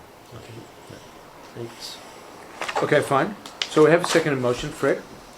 Just a question for clarity. I've read on page 2 of 6, the last sentence on that one, I don't know if I'm reading it wrong or not, but it says the intent of this rule is to identify those proponents capable of meeting the municipality's requirement and with whom a final contract may be negotiated. It's the last part that I'm concerned about, but the submission of a proposal does create any contractual or legal obligations. Do you mean does create or does not create? Oh, yeah, it should be does not.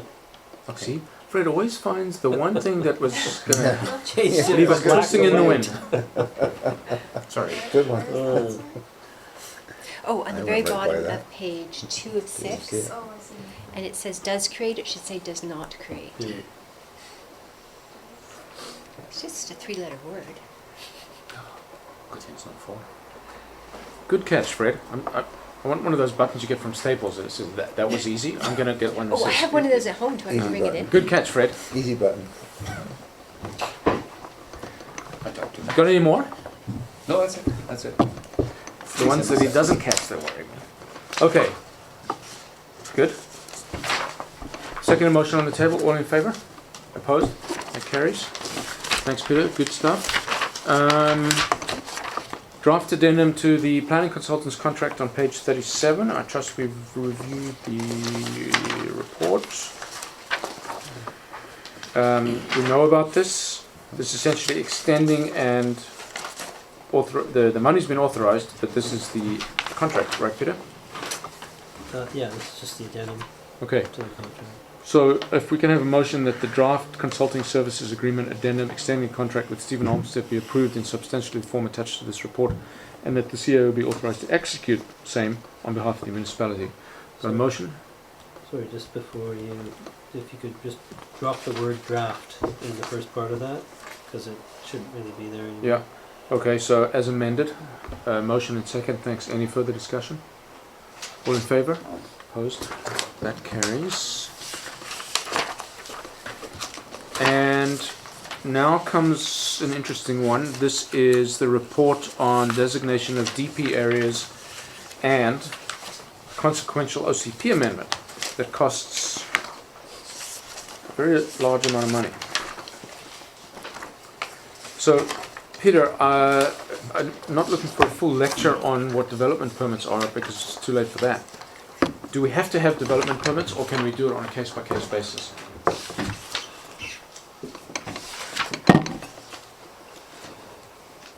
There's a number of reasons why we would want to have development permits for the areas that are being recommended here, namely for safety considerations.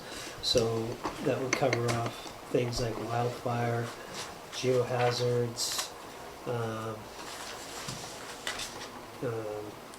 landslide, landslip, rock slide, all kinds of things like that. Basically, if you just summarize that as geohazards, I think that covers what most of that is.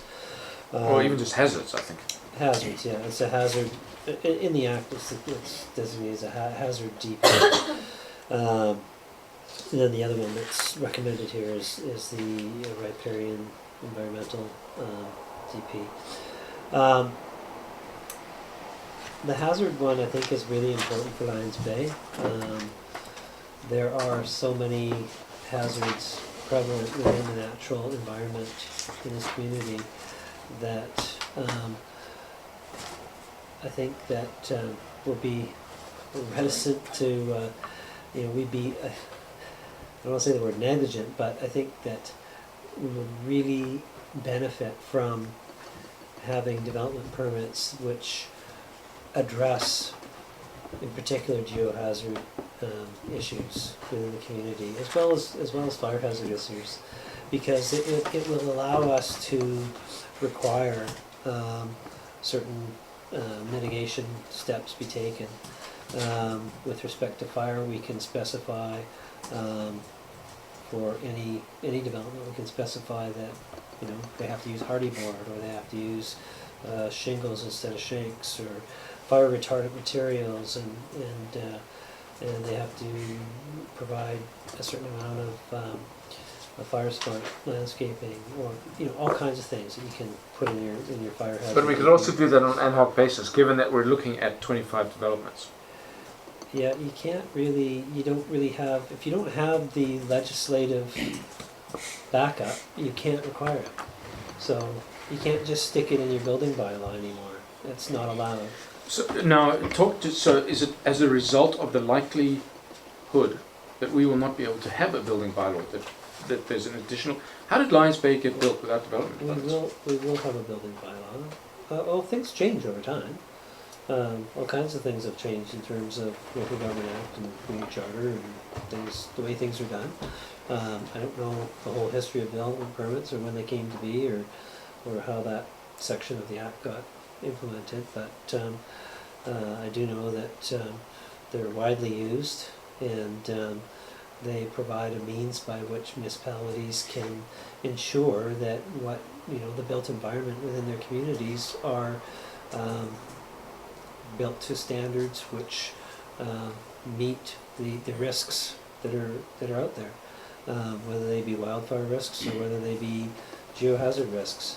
And I think especially for Lions Bay, in talking to Steve about the conversations that he's had with geotechs and other geoscientists who are familiar with Lions Bay,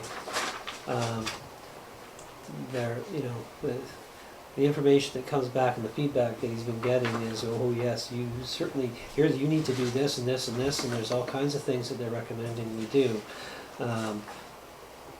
some of the things go way above and beyond and get into areas where no, we'll have the province do that, thank you kindly.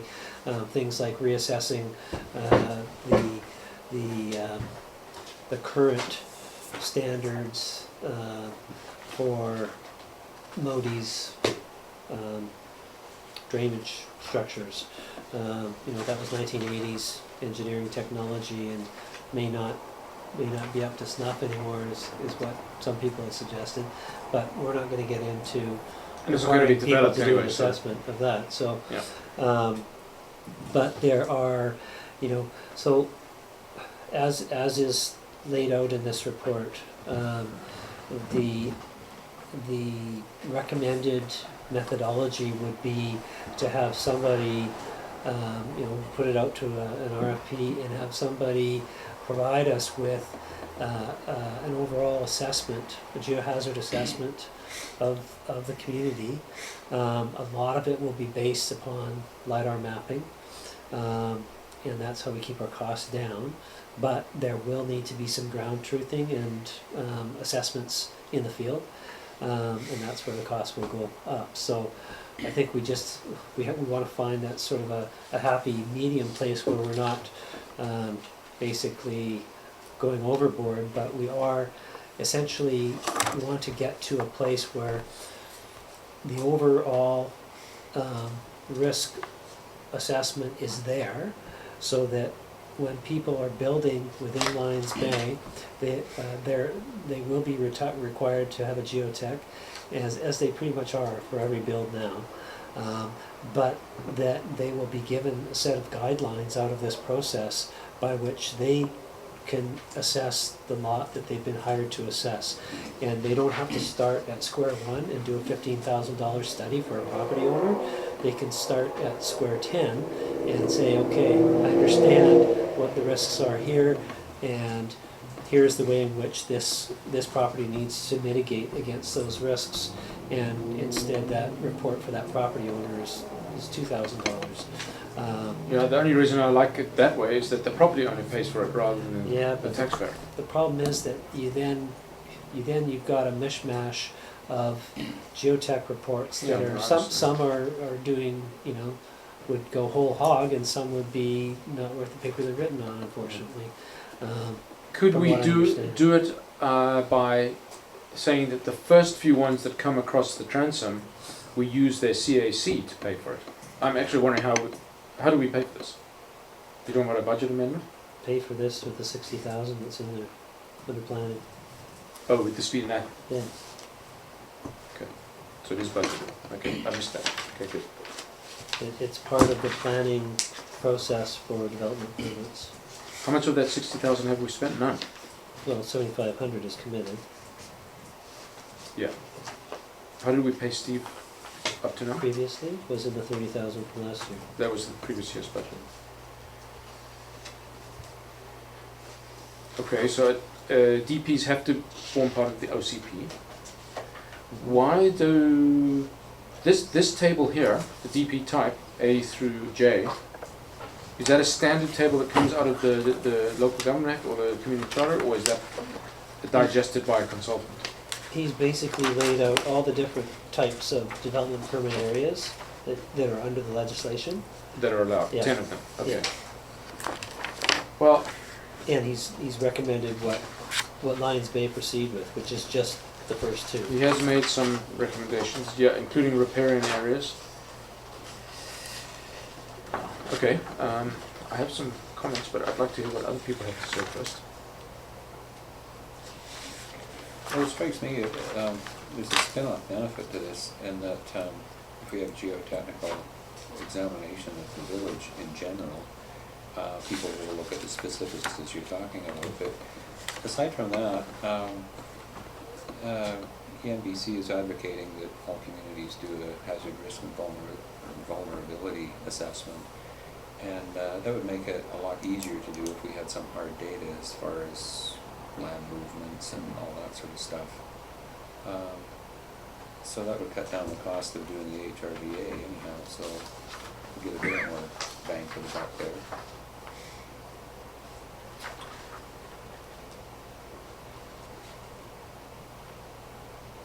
Aren't any choices here. That's about right, Peter? We have to have development permit. Well, I will just insert my comment into the discussion. That is, would this not be an appropriate time to talk about the form and character ones, or the form and character? Especially if we're talking about the opportunity for some multifamily development townhouse. Because if we don't have any control over what's built in terms of its form and character. We could end up with a bunch of asbestos siding, metal roofed boxes. I don't think you get asbestos siding, but I think that for the most part, at the price points that real estate is at now, you're not going to get pieces of crap.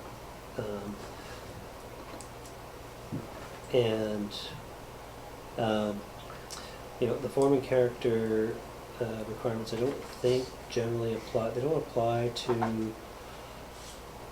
I stand to be corrected on this, but I don't think they apply to single-family dwellings. So, on a RM1, yeah, I think that's what you're looking at is form and character for that.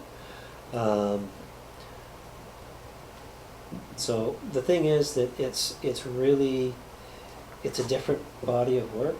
It's very detailed work, and it's a lot of work that I think that staff is not prepared to undertake at this time in terms of the time requirements to do it. I think that in terms of priorities, it would have to be lower down on Well, I was thinking about plagiarizing somebody's, but the problem is that if we do the local examples, I think you're right about single family.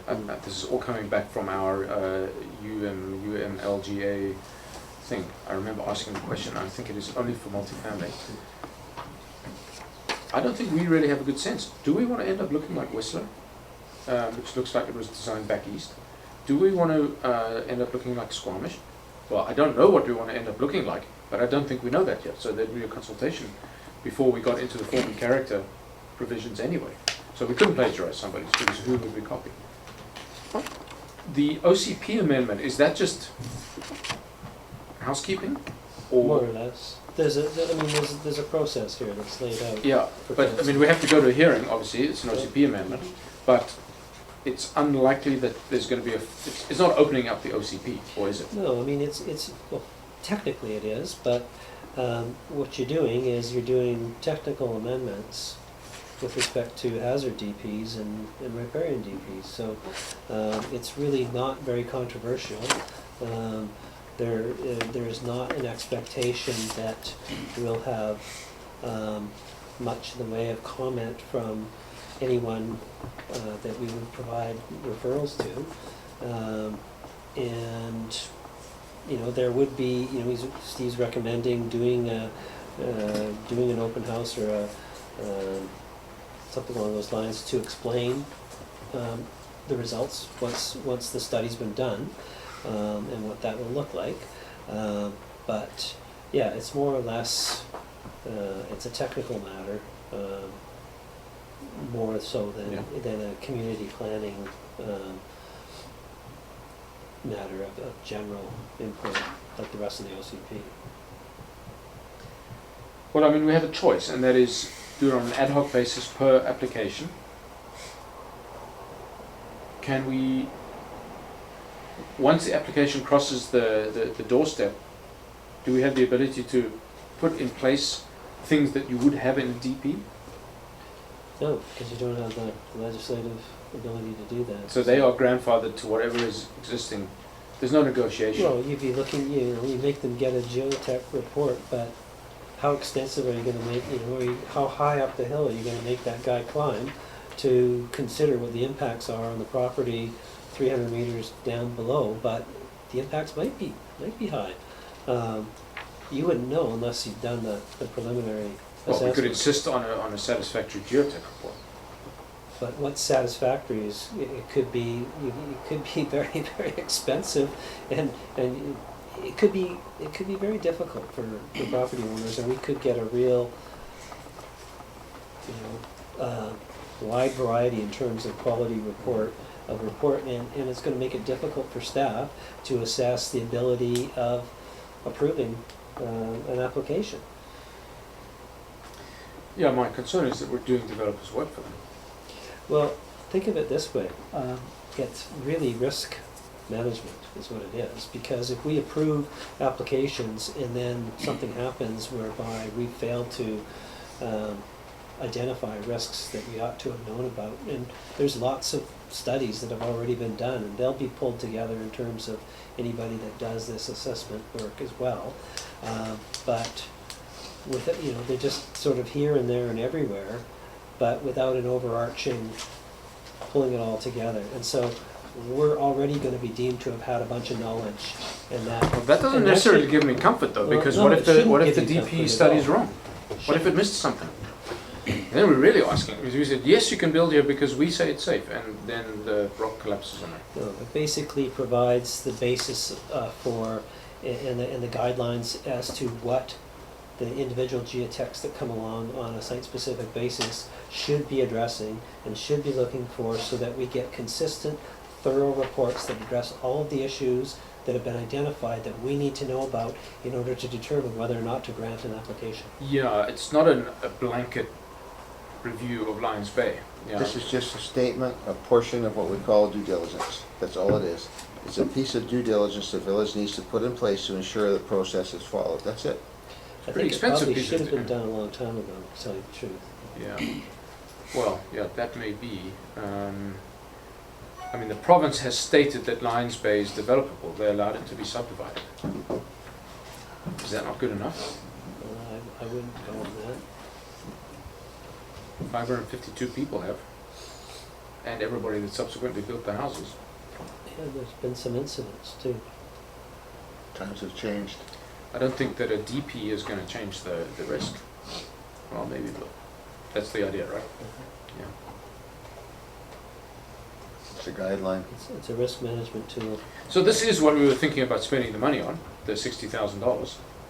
This is a good chunk of it.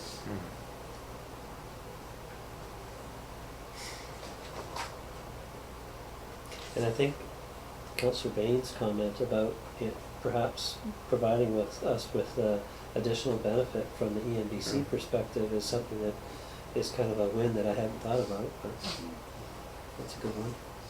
They are watching us.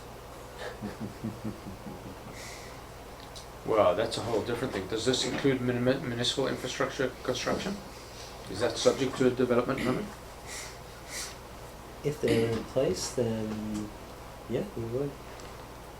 Okay, well, so, I mean, not only from an ENBC standpoint, but from any sort of future infrastructure installation, including maybe even the water tank project. Yeah, I'm not used to doing DPs for municipal construction. None of our treatment plants, or none But of aren't you Western- subject to it? Sorry? Or does a Yeah, municipal? I don't know, I No. mean, you know, that Exempt. sort of answered off the cuff, but perhaps that's something that, you know, I'm not aware, perhaps others don't generally do that, sounds like, but Yeah. I just know from past experience in terms of building permits, as opposed to DPs, for fire halls that I've been involved with building, the regional district still went out and applied for and got treatment plants, et got their cetera. Yeah. building permit and paid that cost. Yeah, building permit, sure. Yeah, But a development permit? yeah. I just Well, you'd hadn't be crazy considered not to look whether at or it, not seeing there's as we did all the work and we have it there available to us, and maybe that's not a great place to build a cellular tower, for example. I don't know. It can only be a benefit to us if we Yeah, have the yeah. information in hand in terms of our own infrastructure. Okay, well, so the alternative is to not do it, but you've given us a whole bunch of convincing arguments to do it. So are we ready for the, I don't know if we've got a motion on this one, do we? You do. We do. Are we ready for the question? All in favour? And opposed? That carries. So that is on 8A4.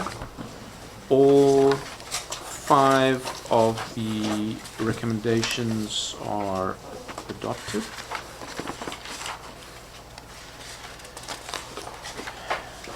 Peter, you're up on 2017 parking recommendations on table. Water break, Okay. Yeah, it is. Good idea. please.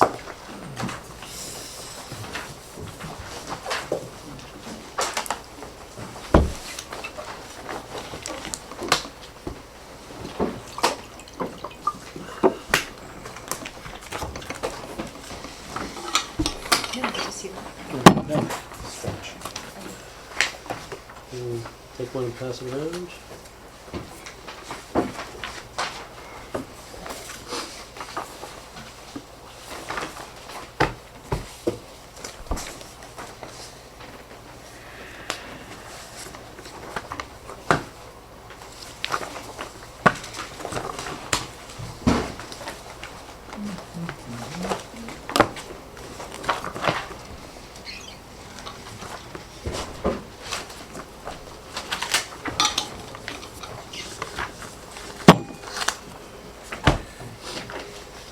Okay. Okay, so this was sent around on Sunday, I believe, if not Saturday. And again, one hopes that we've all studied it. There's a fair amount of analysis and discussion, and then a recommendation to approve the the options are to approve the recommendations. I didn't actually see any recommendations. Oh, there they are, the four top recommendations. Adopt the parking map after some discussion, and approve the signage. Is that a fair statement? Approve the MUTCD. The what? You said approve the signage. I don't know what. Are you moving on to number 2? This signage. Yeah, no, I'm summarizing the entire. No, I thought you were addressing the recommendations 1 through 4. Yeah. So the first one was the parking map subject to resolution of conflict areas, Yeah. which I didn't expect us to resolve tonight. I Okay, just fine. wanted the opportunity for council to understand that there are some conflict areas that we need to resolve in Okay. terms of the lines on that map. The second recommendation is that the manual on uniform traffic control devices for Canada be adopted as the standard by which Lions Bay Public Works Department shall operate with respect to all signage other than custom signage demonstrably necessary as a result of unique Lions Bay circumstances. The design and contents of such signage to be determined by the Public Works Manager. Thirdly, that the staff proceed with removing, installing, and purchasing signage necessary to implement recommendations 1 and 2, up to the amount budgeted for parking-related spending in the 2017 to 21 financial plan. And fourthly, that non-parking signage, for example, watersheds, trails, and wayfinding, be examined separately from parking signage, with a wayfinding signage program perhaps to be scoped out and tendered separately. So firstly, with respect to the draft parking map, that is a map that was created in the following way. Firstly, Public Works Department went around and outlined on the map in red all those areas where it is unsafe to park. There should be no parking because it's not safe to do so. So the red lines all indicate that, and would be all no parking. Then Mayor Burr added green lines for permit parking only, which would be residents and guests and presumably contractors as well. And pay parking in orange in the 3 areas at the top of Sunset, down by the Lions Bay Beach Park, and at Kelvin Grove Beach Park. Then there are some green dots that you'll see at the entrance to Brunswick Beach, and further up at the top of that road closer to the highway, for permit parking only beyond this point. So that would be a signage that would be similar to, for example, this is just for an example, that was attached to the report, permit parking only beyond this point, display annual permit, or say display resident permit, violators will be ticketed. The other areas where you'll find the green dots are at the entrance to Cloudview Place, at the entrance to Seaview Place, and I see that there isn't one, but I think there should be one at the entrance to Lions Bay Avenue. And Yeah, you're right. Just before the railway Yeah, line, yeah. more or less at the pay parking lot. there's additional green dots located at the entrance to Periwinkle and Sweetwater Place in Kelvin Grove. I wasn't sure whether those are strictly necessary, but they, I don't know they either. may be. No, I don't know. And in Upper Kelvin Grove as well, if those places are indeed permit parking only. I don't know if they are currently, but No, they're not currently. so whether they need to be or not, I'm unsure. Don't know. And then there's also in here private road not maintained. I think that's down by Glendale in Upper Brunswick, where that crosses the creek to go to the Vestergaard lands, and the other properties that are up Magnesia Springs Road.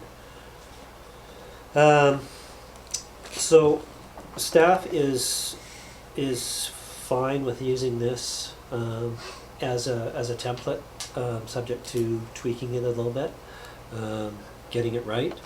I think that it will be of assistance going forward to have something that somebody can look at a map and go, oh, okay, I can park there, can't park there. Visitors can park here or there, or where they can park.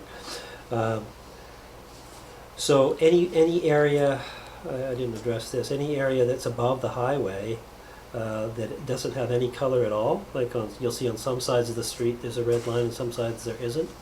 If there's no line whatsoever, then anybody can park there. And so it's a default, parking is available.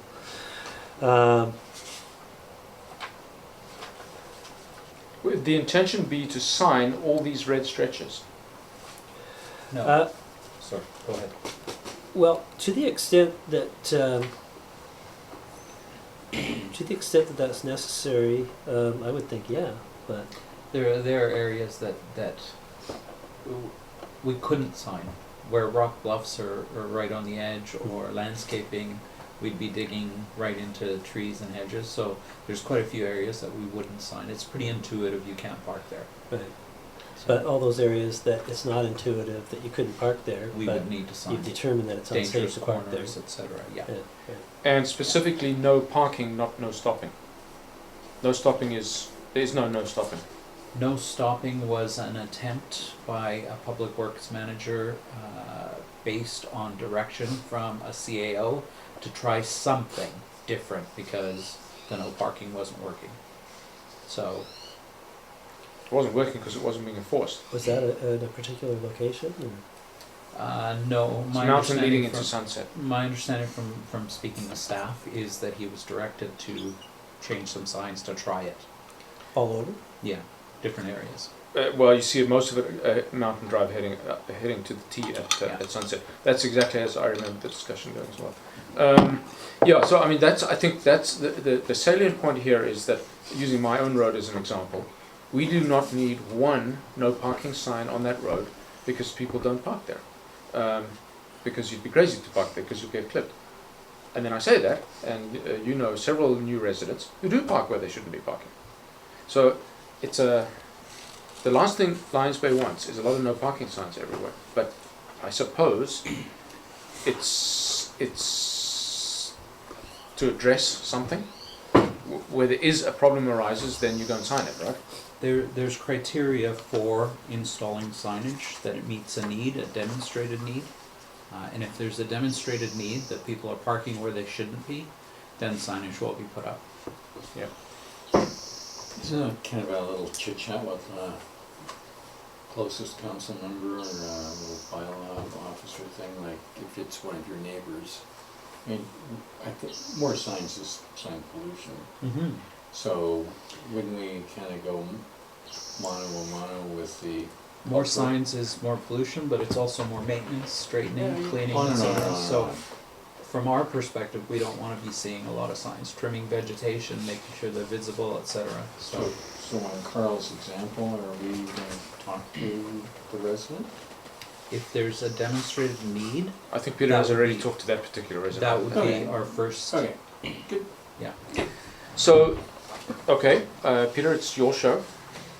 Uh,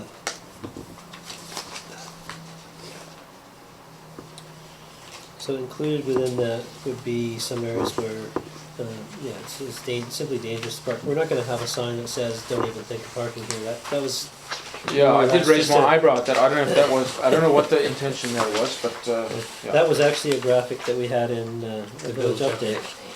Yeah, I didn't know what that was intended to imply either. So, and then, It didn't go down very well, is what I'm saying. uh, Some people thought that's part of the new parking plan.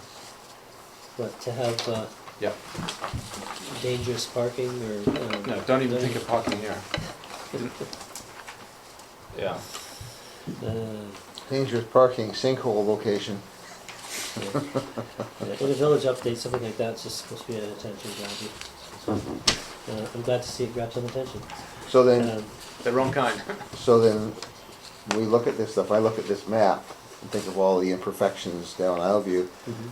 I'm thinking, okay, there's gonna be resident input with those signs, because there are some spots that really do need them, and some spots that shouldn't even be signed. That's my concern, just a lot what Nye's saying. You know, some places you know, and some places you don't know, and we don't really want sign pollution down, because it's bad, it's already bad enough. Right.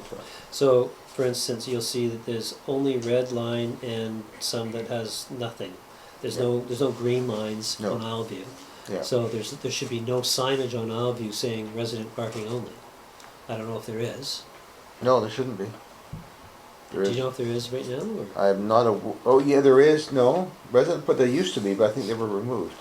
I'm pretty sure that we raised the issue and they were removed. There'd be no call for it. There's no visitor No. demand there. Yeah. So, but there is, for example, on Cloudview Place, for example, there's nothing. Yeah. There's not a single sign Yeah. on Cloudview Place.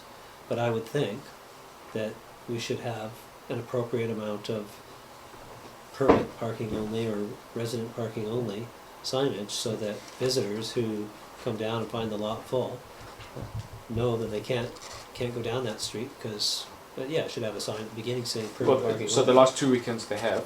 Southview Place, you can see where there's a little stretch of green there on the south side of Southview Place. So I didn't notice that before. Well, Um, but there's that's- 3 cars parked there every weekend. there's no signage there that indicates it should be No, resident only. no, there's no signage. No, there's But, nothing. So but, people park there. but given that that's an empty lot, why would we have a sign that says resident parking only? They're blocking the road. They're on the street. No, you can go right up, you can go pull right off the grass. I haven't The- looked. I haven't looked precisely. The photos that I took last week on my phone, cars were parked right off the grass. There was On no, Southview. there was no, yeah, on Southview. Okay, well, so that's No hazard. And just while we're on Southview, those vehicles are now gone from the cul-de-sac. hey, that's in my report. Oh, Modi sorry. report. Sorry. We're I gonna mean to talk about steal it. your Yeah. thunder. Yeah. Big Um, time stealing thunder. Mayor's been running around knocking on doors. Not knocking. Okay, so anyway, so we have a recommendation on the map as amended. We may be splitting these recommendations, but why don't you just run through the rest of them? So in terms of principles of signage, I believe that municipalities should be following a standard, and that standard ought to be the MUTCD for Canada. That if we do that, we'll have an objective basis for how we sign the community. And that goes in terms of what signs say and where they're placed, because there's objective measurements for both. And if we comply with a manual like that, an accepted objective standard, it also will assist us, I think, in terms of enforcement. not only in terms of having better enforcement compliance-wise, or sorry, compliance and enforcement. So compliance on the one hand and enforcement on the other. If anybody contests a ticket, if our signs are spaced properly at 50 to 75 meters apart and are clear and in accordance with an objective sign standard, then there's not going to be much room for argument on the part of somebody who says, I didn't know I couldn't park there. Okay, I don't think you're going to hear many arguments against the second recommendation, so let's Okay. move on. Right. So the other part of that is that because Lions Bay Oh, is except, Lions- sorry, if we are talking about these one by one, I would be opposed to the second recommendation for the final clause, the design and content of such signage to be determined by the manager of public works. I would want council's okay on any signage that is not MUTCD. Now what that would be, I don't know, but council would want to know. Why? Because we do have exactly the situation that Nye's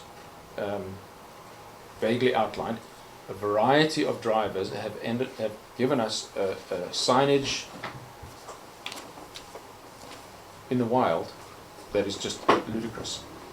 And I believe this council is the council that needs to say yes or no. So we've been given some examples of signage here that I presume would be non-MUT and whatever it's called. So this is not what I would consider street signage. This is pay parking signage, and this is just a draft. This isn't the final sign. Okay, so this version. is non-MUTC, which would be left up to the public works manager to determine. I say no. I say council So, wants sorry, that. which are you looking at? This one that I'm waving in your face. The black one or the other one? No, this You're one. showing This two top- pages. This one. This Okay. is non-MUTC, Yeah, and I would want council involved in that.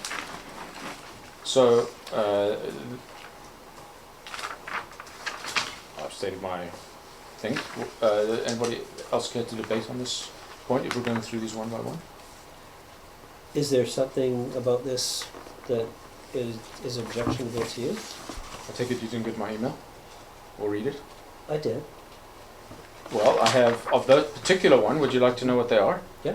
We need to state the dates that permits are required each year. It's not all year. And, What's an annual permit? Sorry, don't go through them too fast. Let's just go one by one. Okay. So you don't need to state the dates because people have annual parking permits. Our signs say resident permit parking only. They're there all year round. They don't have dates. We don't bag them from October to May. We don't bag them, but it doesn't apply from October to May. Sure it does. No, it doesn't. Do you think residents want visitors parking on their street in front of their house in October any more than they want it in July? People do that in 90% of the village. The reason for having a date on it is to provide resident parking when there is a huge amount of demand. There's no demand from October to May, or whatever the months are, I don't know. So why would you need it on a sign if there's no demand? Because you can park there. We have Without a permits. The permits are annual permits. Yes, I'm not talking They about. don't have dates on them. I'm talking about visitors. They're supposed to display their permit in their car all year round. I'm talking about visitors.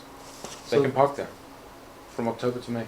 why would visitors be able to? So our signage would not tell them that. Are we supposed to say on every single sign from On this sign, so resident parking only, we want to change every resident parking only sign to say May to October only, or bingo. May to September only? Yes. So that's That- all custom signage. That's, So you want to replace all these signs with custom signage? Yes. that's not enforceable. A bylaw officer cannot enforce that sign. The traffic signage, the no parking signage that we have, that's an enforceable sign. Okay, it's then part we of the need traffic. enforceable signage, obviously. So you want to change every single parking sign to have a date on it? No, Okay. I thought that's what you just said. if we can just go through the rest. So I'll just hold this up for you. Go through the rest. Let's stop on that one because we're not. Because we're confused this- with what this- you're saying.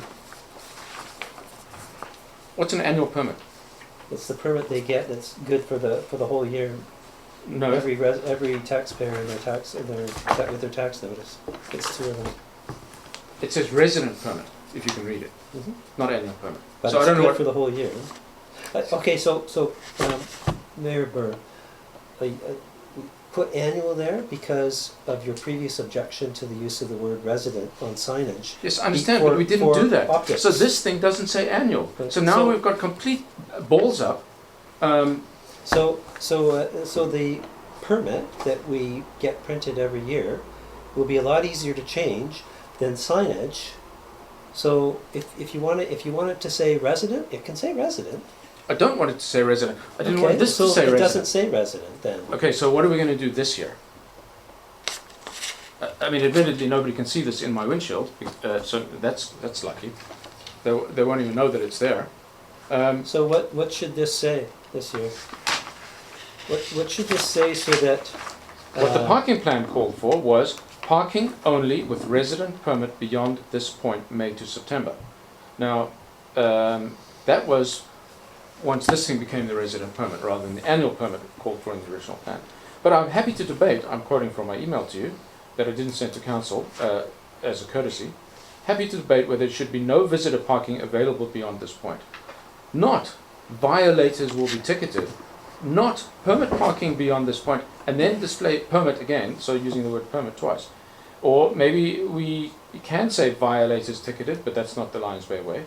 And of course the printed parking pass must say this is not a permit. So if you're telling, for example, if you're telling residents on Lions Bay Avenue that they can't park in the pay parking lot, or not you're telling them, but we're telling them they can't park in there without paying, and the idea being that they've got all of Lions Bay Avenue, they've got Seaview Place, they've got Cloudview Place to park on, because it's all resident permit parking only. If you don't want us to ticket, what, we're not going to ticket? So visitors will just park willy-nilly? If we don't ticket, that's what's going to happen. It's what it says on the sign. The sign says violators will be ticketed. No, that's the advisory that goes in the green dots. Beg your pardon? This is one of the 3 green dot type signs. That is the 3 green dot signs. That's not the one that says where you park. That's the advisory sign. The non-MUTCD one. In other words, I mean, guys, I just stopped in the end because I knew I'd be wasting my breath. So this sign is a piece of crap, and so is its alternative. It's a non-standard logo. It doesn't look like a resident parking permit. What's a non-standard logo? The Village of Lions Bay, that logo doesn't have the words Village of Lions Bay to the right of it. Look right there. We don't have that logo. That's been cobbled together. Talk about non-standard. We have that logo all over the place. Look at every single page of your agenda has that logo. Not with the words. Not with the Well, words. this is municipality of the Village of Lions Bay. Peter, I think if I argued for the second coming, you would argue against it. I don't know what the I'm necessary. not trying to argue with you, Mayor Byrne. I'm simply trying to understand why you are having such a difficult time accepting that signage which clearly indicates to visitors where they cannot park. Like, why is there a difficulty with that? This does not do that. Oh, why not? Well, would you like me to go through the points again so you can refute them Visitor again? parking and lot only. So it's permit parking only beyond that point. So how? What is so this? Where does this sign go? It goes where those green dots are on the map. Okay, so Actually, sorry, that one because that one says visitor parking lot only. That one just goes at the beginning of Lions Bay Avenue on the west side of the train tracks. okay, so I mean, the fundamental issue is that it was council's belief that permit parking was going to be for a certain period only. Because why? Because we don't actually need to exclude visitors most of the year. It's only when there's a huge amount of pressure on. Hence the need for a custom sign. I don't know if you remember. So I don't know how many signs we have throughout the whole village that say resident parking only or permit parking only, but I guess we'll have to do a count and see how many there are and add up how many new signs we have to get so that we can add May to October. For the $25,000 budget that council provided for that, yes. I really don't see that that's necessary. Okay, well, that's for council to decide.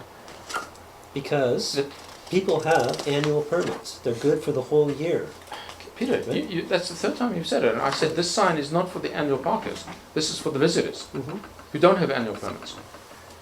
I will just say that there's no such thing as an annual permit. It's called a resident permit. Okay, so Or if resident parking visitors, permit. so if visitors park on Lions Bay Avenue in October for Thanksgiving, and a resident comes along, got nowhere to park, He won't you're have gonna nowhere be, to park. Too you're gonna bad. be upset He won't have. Why would he have Because he nowhere to can't- park? because visitors are parked in resident-only parking spots. It does happen. Well, it happens all the time. But So There's is that pa- not there's something? parking. Is that not something to be avoided? Isn't that something? Isn't that an objective of parking? the whole point Rules? about visitor parking prohibition in permit areas is only in summer demand. Now, previously it was May to September, but I see now that our valid dates are the 17th of July to the 21st of September. So how are you going to put that on a sign? I don't know. So Well, if you only have May to September, is it May 1st, May 31st, Yes. September 30th, September 15th? if What- it's what is May, it? yes, and if it's September, yes. Am I in September? Yes. Oh, it must apply to me. So we don't have to put the dates.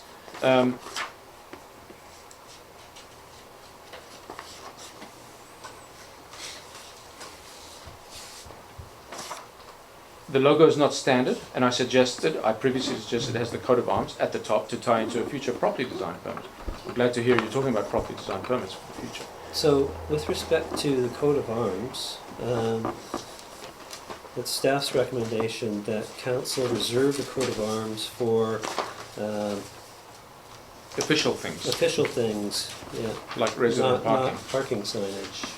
Okay, well, I guess You know, that's I for... think I gave some examples of, you know, having looked it up as to what people use their coat of arms for. It's, I also looked it up, and I see quite a few people use it for their parking permit. Why? Because it makes it official. I presume that's the reason. So these signs don't these signs don't do it for me. well, that was just an example. It's not, I'm not wed to that. Mine's not wed to that. It's just an example of a sign that would go. When do we at get to see the beginning of sign that it's going to neighborhood. be? Because why? I'm adamant that council needs to see that sign. Okay. Hence my objection to the final clause of paragraph 2 of the second recommendation. I'm sorry, Mayor Burke, but I firmly believe, and this may be just me, that we have competent staff here that can show us what the sign should look like. And maybe we can have a broad bias to say, yes, we think that's a good one, whatever the case is. But the reality is we have people, we pay people to make those decisions for us. We're not sitting here to make the parking regulation. We're not here to design each sign and tell what color we're going to paint the building. That's not what we do. We're here to review, to look, to guide the process, and we have staff to tell us and make recommendations as we hire staff and pay them good money to do this. We're sitting here doing their job for them right now. And I just don't see this as being time well spent. I'm Are you sorry. satisfied with this? It's a sign that's a suggested sign. I look at this and yes, it's got some problems, but the thing is that what we're saying is that This is what it will end up being if you don't say something. if it was up to me, I would say the signs would meet the manual, the standard, and like we said before, the signs can be designed and put in front of council for approval. That's fine. But we're not going to discuss all the stuff that's on the signs. We're going to look at it and say it's either approved or it's not approved. That's it. So which is it? Right You're now, saying you do want it approved or you don't? what I'm saying to you is Answer I'm my not, no, question. what Are I'm you saying, satisfied with this? what I'm saying is we're sitting here doing the job for our professional people around the table. We should not be doing that. We're wasting our valuable time as council members while we're going through this stuff, okay? We need to be more efficient with our time, and this is not an efficient use of time for us. So you're satisfied with this? Peter's making a recommendation to us. He's talking to us. We're communicating with him. That's great. Do I want to sit here and approve signs? No, I do not. Okay. Noted. Peter, are you fine with deleting this last clause and for the very few that come forward? I mean, as you're right, this just happens to be an example. Yeah.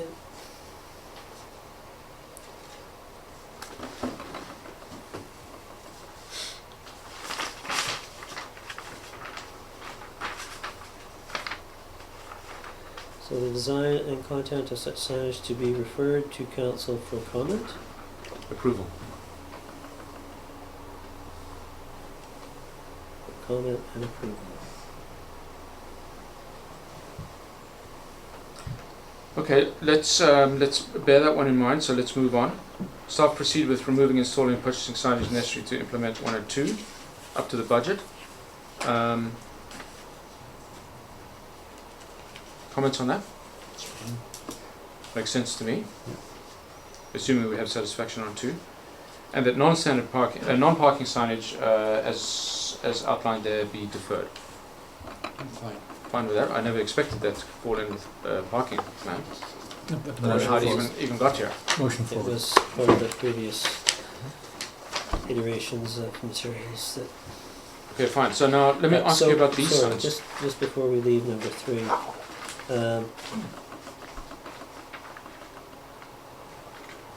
To me, number 3 is we're proceeding with all the MUTCD standard signage, and I don't know what the standard is in the manual for dates on signs.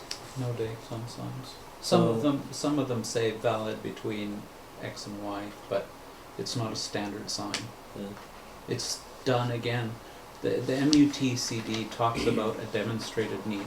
If there's a problem with parking or not parking, if the demonstrated, if there is no issue with parking over the fall, then you don't need to sign it that way with dates.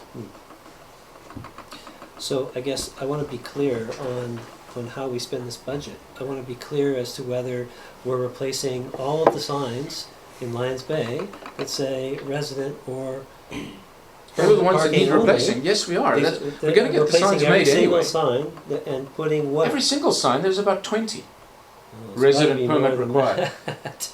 I'm sure there's more than that. There's a few non-visitor ones. There's also resident and guest ones. Here's the issue. We are nowhere near deciding on signage because they actually even decided the rules yet. I mean, you seem stunned to hear that we don't need to reserve resident parking other than in summer.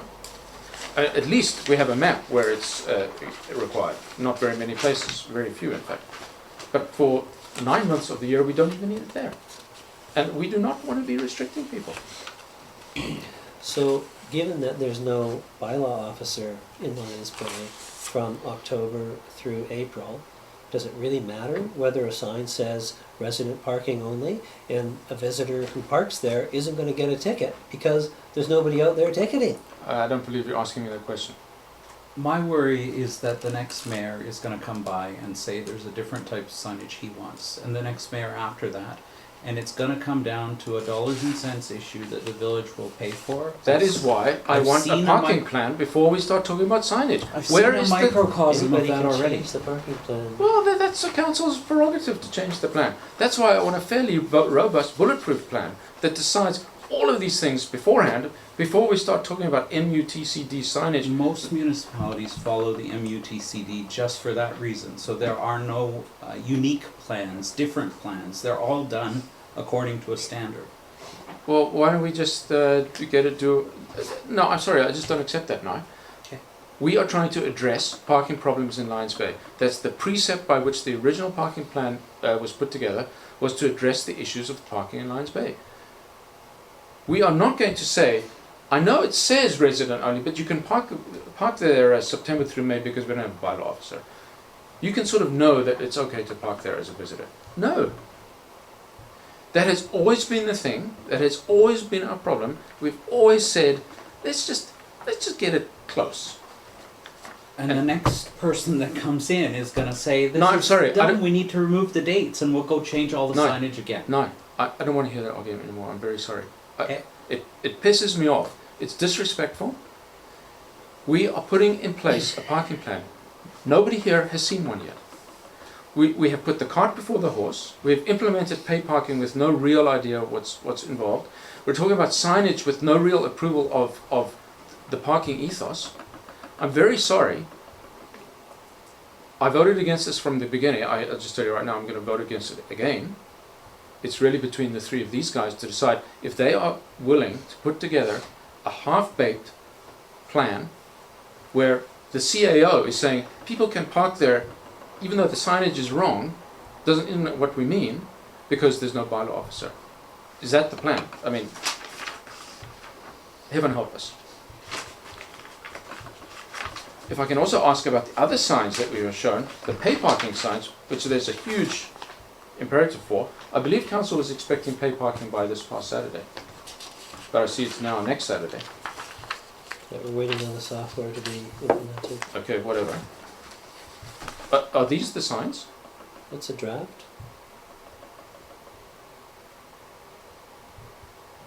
Has anybody read them? Is there a problem? Lions is incorrectly spelled. Responsibility is incorrectly spelled. It's is incorrectly spelled. There's no instructions how to do virtual pay. We don't do pay and display. The virtual pay telepark is signage that is on the meter itself. Separate sign. It's on the meter itself. Okay, so this sign says you can park, pay and display. So we don't do pay and display. We are asking people to display their ticket for a number of good reasons that were outlined by the vendor. And we are still But council approved it's still doing pay by plate. That's how you pay for your ticket. When you go to the machine, you punch in your license plate number. So it's pay by plate. But you take that ticket and you stick it on your dash.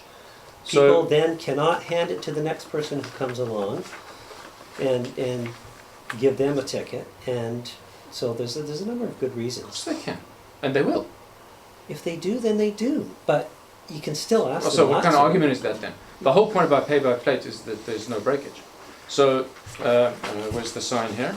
So when somebody gets one of those paper tickets and it's going to say this is not an annual permit on it, obviously, because you don't.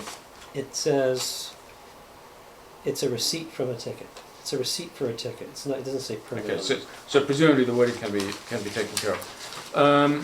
So an orange P dollar logo is not any sort of standard I've ever seen.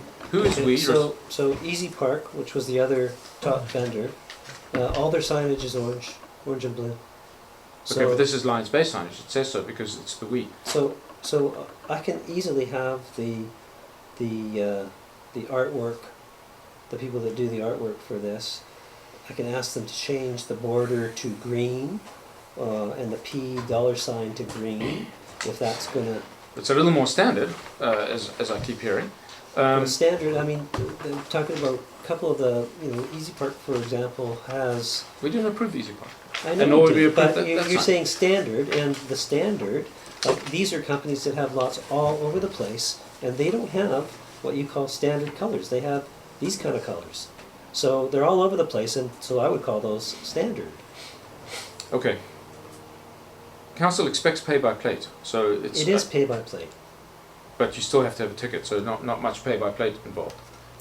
It's how you pay, and the bylaw officers will have software on their smartphone that tells them which license plates have validly paid. Yeah, so they're going to check the ticket and the license plate. Yeah. Well, in lots of cases, they're going to have to check the windshield for a parking permit, a resident parking permit anyways, at Sunset and Kelvin, Yeah. for example. The whole point was not have to walk around the cars. So right now they're going to have to check the plate, and if the plate's valid, then the fact that there's no parking ticket is irrelevant. Or if it has a parking ticket, the plate's also valid. So what's the point of having a parking ticket? They'd still have to show up on the phone. And so if somebody as having doesn't- paid. If somebody doesn't put the parking ticket on their dash, Well, but sure, has there'll paid, be teleparkers who won't have a ticket to put on their dash. Okay, so But there's they'll show up on the phone. They all as- show up as on the having phone. paid. they all show up on the phone. There's no point in having a ticket. If you park and do not display a valid ticket or parking pass, one of the two, I guess they're both the same thing, the rate is $16 a day. If you do not display, or portion thereof. Well, no, council said 24 hours. No. This is if somebody doesn't pay. So they're in the lot illegally. They're going to get charged. The fees What are and they going to buy- get charged? They're going to charge the maximum. That's what they're going to get charged. The maximum is 80, The fine is 80. The maximum is $16 a day. plus the fine. If they get a ticket. Yeah, well, presumably they do, because otherwise they don't have to pay anything. What if you do display a valid parking ticket? Do you not have to pay? Because that's what the language says. Telepark is unexplained here, but presumably there's other signage that does explain On the it. meter. Where does this go? This is a sign that goes next to the meter, I think. Okay, next to the meter. Okay. What's the hourly rate? Not here. The hourly rate will be on the meter. If you try to cram too much on a sign, it's going to be too hard to read. Okay, well. Okay, well, this is their standard signage with their exclusions Okay, of so yeah, liability which, clauses. you can't use the And- argument both ways. And actually, if Easy Park had the same stuff, same exclusionary clauses on theirs. So this is standard stuff for these signs. They always have these exclusionary clauses and liability I'm not clauses. beefing about that. I'm saying that it doesn't actually implement the things that we do. In some cases, it's completely wrong. It's not completely wrong. Okay, it's not completely wrong. It's about a half wrong. It's Um, not that either, actually. There are things that need to change, like the sign, like the back sign, okay? There's language in there that's different from the permit that we use. Yeah, no, we're okay? just talking about this right now. No, I understand that, but I'm just saying when it says here, annual permit exempt. Yeah, and I did that. I mean, I did that because I thought No, I understand. Mayor Burr No, didn't no, that's want fine. the I got word it. resident But I'm put just on saying there. that the But I can scratch that out and put It's resident. too late. It already says resident permit. Okay, I'm talking about this. Yes, I Would know. you like it to say resident? I can change that. It That's has very to. easy. I don't like resident permit, but that's what we have, and that's what we've issued. Okay, Unless you want to do What do another you one. want it to say? I want. What is it? It's all permits. It's also contractor permit, and it's also the daily permit, the guest. So resident permit exempt. Because it'd be too much to stick on there. Well, it'd be too much to say in Yes. the new one, which means we're stuck with resident permit forever, which is wrong. But so anyway, the point. So if you just have permit exempt, do you think residents and contractors and guests will all know what that means? I'm concerned that people will find a ticket and put it in there. That's why the ticket has to be careful. But I think permit exempt is what it says in the original parking plan, or not exempt, as the case may be. My concern was a larger one. If I hadn't noticed that Lions was incorrectly spelled, would it have gotten printed like this? It still had to be proved. Oh, so this was But this is presented to council unproved. It was presented so that you'd have an idea, roughly, as to what was coming. So thank you for providing the feedback. It's appreciated. Don't forget, I'm not supposed to do that. We According to that's Councillor right, Hughes, and exactly. according to Nye, who objects when I get in the weeds. So I did it anyway, and maybe it would have been caught by others. The other point I would like to raise on the defense of this is that this is a trial run for pay parking. So we don't have to do it right. Well, no, but we will learn what's right and what's wrong with it if we get it wrong the first time. Then Nye's objections are valid. We're going to reprint all the signs. We're going to find out. These Not signs will come used- down after the trial. Yeah, So these they don't signs need are- to have dates on them. Fair enough. So I mean, all of a sudden people somehow know now that it's no because they don't see pay parking signage, they can infer that there's no There pay won't parking. be a meter and there won't be a sign. We're going to try our damnedest to get this right the first time, but I guarantee you there's going to be some holes in it that we're going to have to plug no matter what happens. Well- And so we have people here trying to guide us through the process, and I'm not a parking guy, I have no idea, but I see signs similar to this all over the place. I think maybe they're spelled correctly, but Yeah, but this is a draft sign. yeah, fair enough. Okay, I mean I'm not going to belabor that point. We are flying by the seat of our pants, which has always been how Lions Bay's done it, which is how we've ended up where we are. We have no plan. Council's directive was to do a plan. Then council approved a sort of a bodged together pay parking proposal. This is the signage that's now associated with it. We're scrambling by the seat of the pants. We're going to end up with about a 2-month pay parking trial to see what happens. It's not really going to define anything. I spoke against that last time. I'm trying to salvage something out of the lack of a plan. because Nye is absolutely right. We will end up with the same situation we've ended up all up to now. Guessing. CAO telling a public works manager to put no stopping signs up to try it. You don't do that in the field, you do that in a plan. And Sorry, what? we don't have a plan. No parking signage, what? Let's talk about the previous CAO. Stopping sign. The example I gave, the previous CAO. The previous CAO That's said, because there wasn't a standard people didn't follow the MUTCD. If they were following the standard guidelines, we'd have standardized signs. the signs are completely standard signs. And the choice was made to not do a plan. The choice was made to, and as you very well know, on Mountain, leading up to Sunset, there's a no parking sign, a no stopping sign, a no stopping sign, a no parking sign, a no stopping sign, 3 no parking signs. It's a complete dog's breakfast. Not surprising that people park everywhere. It's that kind of problem that we were trying to solve. We never ended up with that plan.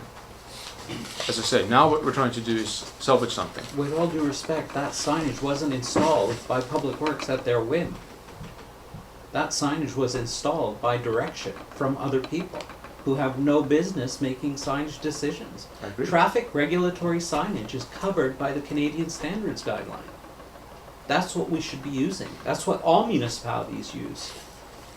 Okay, so I don't think there's any dispute there. In fact, I think Council's given the nod on that part of it. We fully recognise that we may as well use best practice there. We're talking about the stuff that's not best practice, that doesn't have a standard, like resident-only signage. Where would that go, and what would the sign say, and what kind of what kind of people are allowed to park there? This signage, Well, that's an advisory sign. it's not a regulatory sign. That's The correct. regulatory signs are covered off by the MUTCD. Well, I've seen all kinds because we have them in Lions Bay, and they were ordered out of a catalogue. Because nobody has followed the MUTCD. They're all in the MUTCD. They are not in the MUTCD. Of course they are. One says resident only, one says no parking resident only, other one says parking resident only. They're all standard signs. They're not standard signs, Your Honor. With all due respect, they are not standard signs. Okay, Let's Fred. give this about 2 more minutes and call it a day on this one. How about 30 Do seconds? We're nitpicking, and I want to punt this football to staff and deal with it. I don't want to hear any more of this. You did this, they did that, non-standard. I don't really care anymore. We don't have much left of this summer. We got to try something. We don't have a plan. Too bad. Let's get on with it. get on with what? Get on with what the suggestion is. Get something up. We'll do it as a test. We'll find out how does it work and adjust for next year. Sooner or later, we're going to have a plan, but we got to do something now. We're going to have chaos near the beaches. Oh, well, that's for sure. So let's just move on. So, I mean, we have no more discussion of parking. So can I just ask about, who approved this colour? Or did it just happen? Because you know you can't see this in people's windshields. Well, the feedback from the black was we couldn't see it at all, so. Well, this is the- even worse. The bylaw officers asked for something brighter. Yes, I know, I read the report. And I suggested that we actually do white vinyl on the back, 2-color printing. So this is worse than the black. Who has been up to Sunset to see the new lines? I asked you to go. I asked both of you guys to go. You voted for it. I went to Have you Cal- gone up, Ron? Have you? No, I presume Yeah. you've gone up. Have you gone up, Peter? I've seen pictures. Have you gone up actually trying to park in one of them? So I parked my very standard truck. My wheels are on the lines. It's What supposed the- to be standard 8 feet. They're not. You know why that happened? No plan.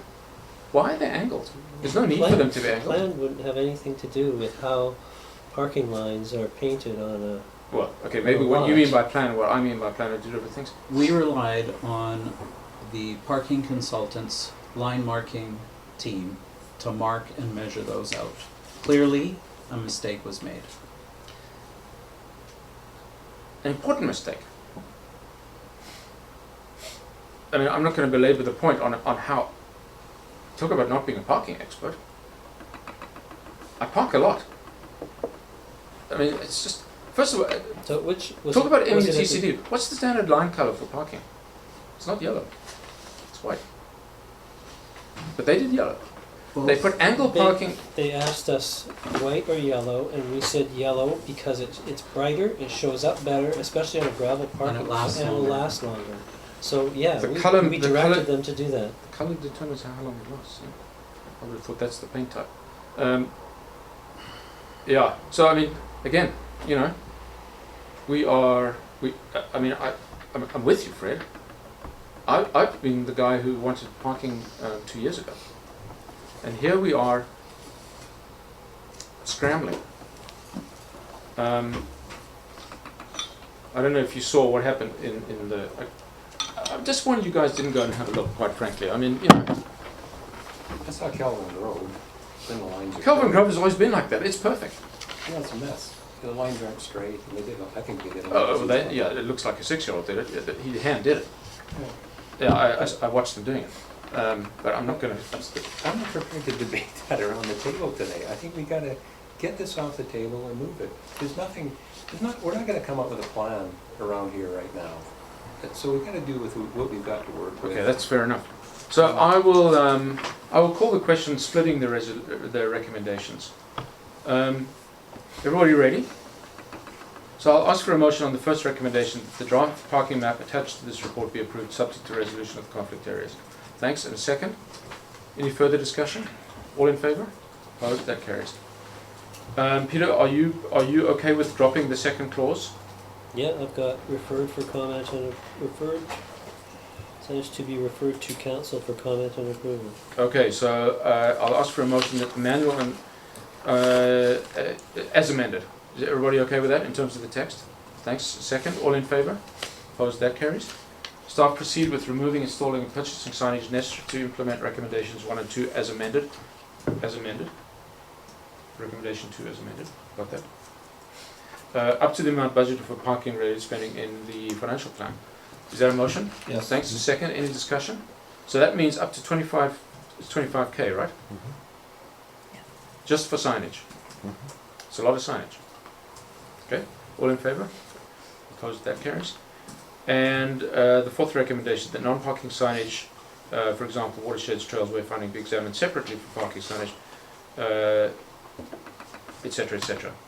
Thanks. And a second? All in favour? Opposed? That carries. Okay, good. That satisfies me. I will not have to type things that make my blood pressure rise, thinking what's happening to Lions Bay, because it will come to council. So I'm going to ask for clarity one last time. With respect to number 2, are we replacing all the signs that say permit parking only and resident parking only, and getting signs, buying new signs that say from May to September? What's the plan? Because I'm there's asking you if that's what you want us to do. we do not Because have the, otherwise, what we would do operationally is around Lions Bay Beach Park, on Lions Bay Avenue, Seaview Place, and Cloudview Place, we will try to put up only signs that say permit parking only and spaced out in accordance with the manual. so that means in Resident-only theory signs visitors. will go other places where needed. Okay, so that means people without a permit all year round will in theory be breaking the law. So the idea being that we would then put over, for now, the purchase of a bunch of signage to the extent we don't need it for this summer.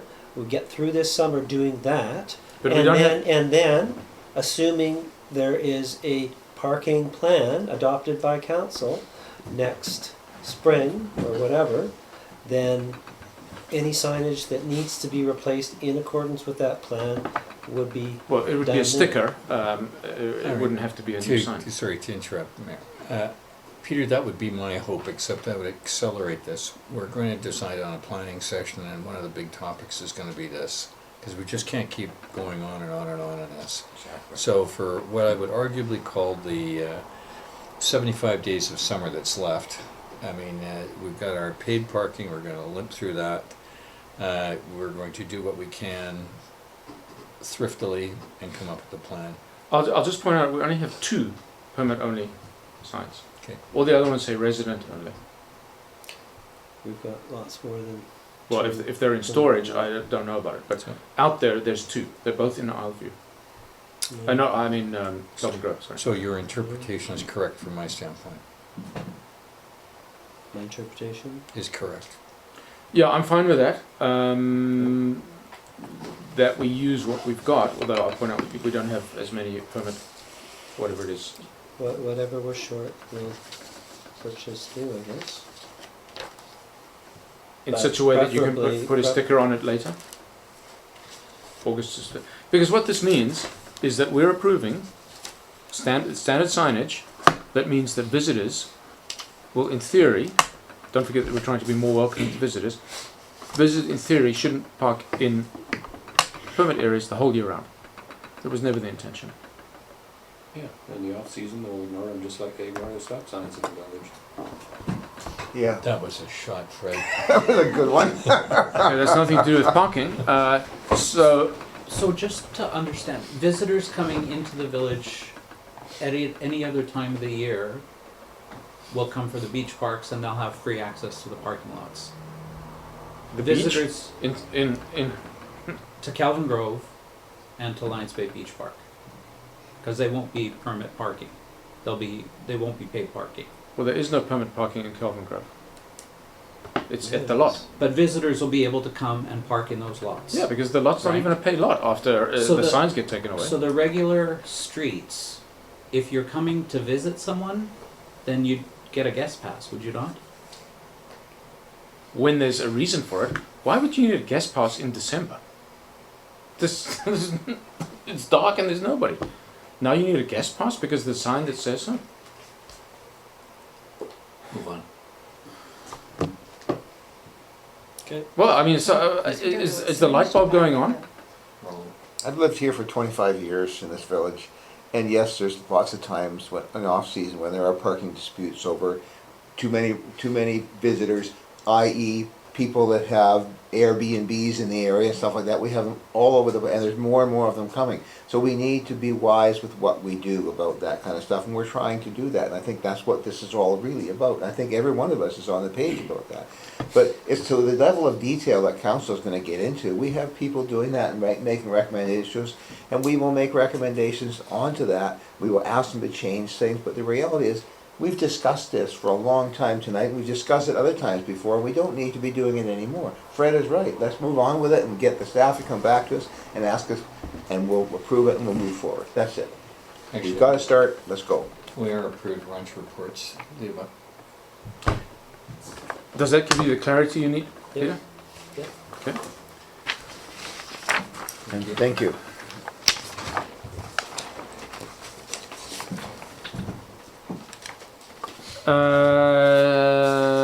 Six, film. I've got written down here.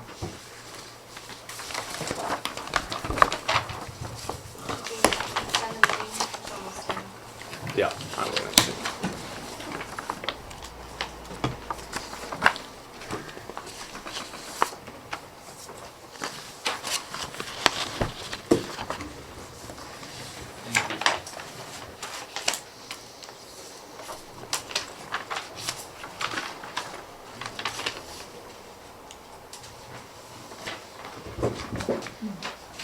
So this is a request for a film shoot on Brunswick Beach on July 12-13, and about 4 to 6 hours. It's propane fire with pyrotechnic staff standing by. Fire chief has advised he's fine with it, and so it's a request for exempting the park bylaw with respect to no fires. Will the beach be closed? No, I think it's I think that activity is planned for in front of 61 Brunswick. There's a different shoot going on at 7 Brunswick, but it's not, doesn't involve the fire. So the fire at the beach is only in front of 61 Brunswick. Okay, but it's public beach. Yeah. So the beach will not be Beach will closed? not be closed. Okay.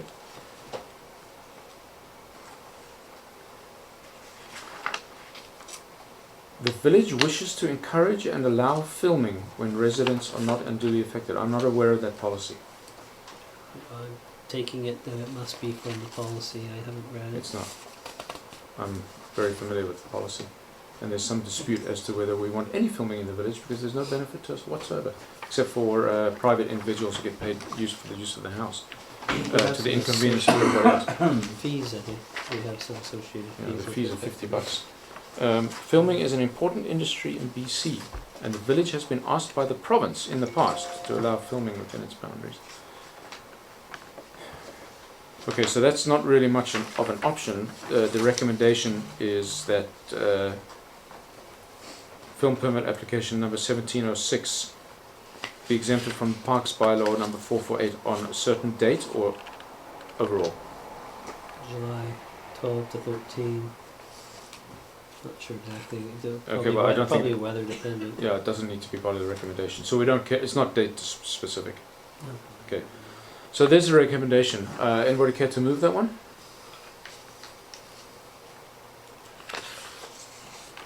I guess so we can talk about it, I should. In theory, we should move and second it before we discuss, yeah. Okay. I'll Or move it. somebody can make a motion to quash or whatever, but... No, we can discuss it, that's Okay, great. so you've got to move, thanks, and a second? Yeah. You need a second? I don't see anybody putting up their hand. You don't put your hand up, it gets quashed without discussion. That's right.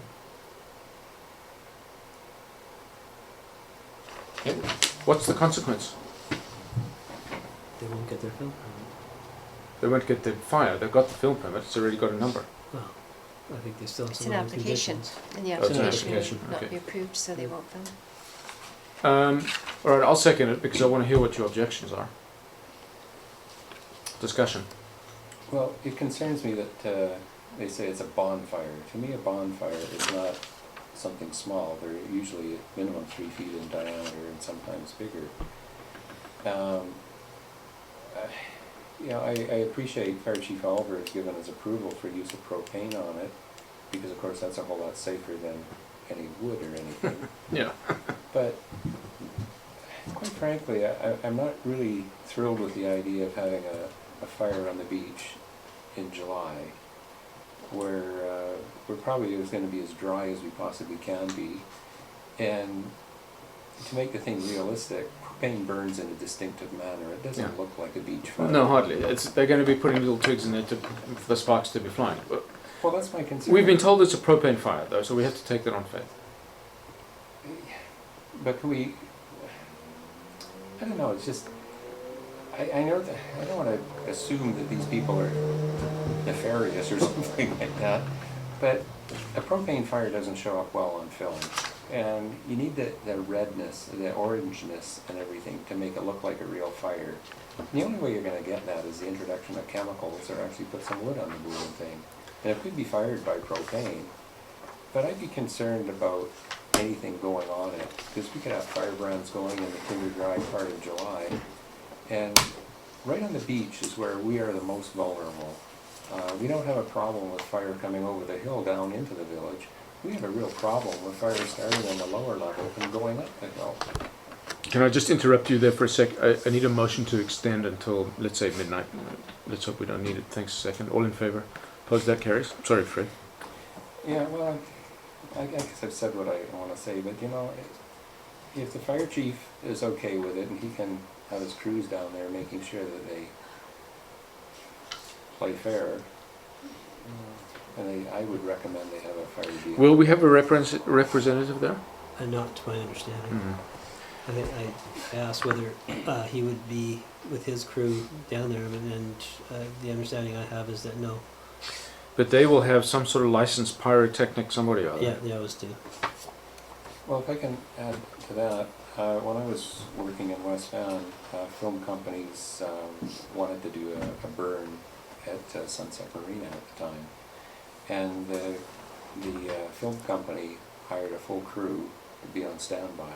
They're fully competent people, but they took the extra precaution because they know they're on the waterfront and things can go wrong.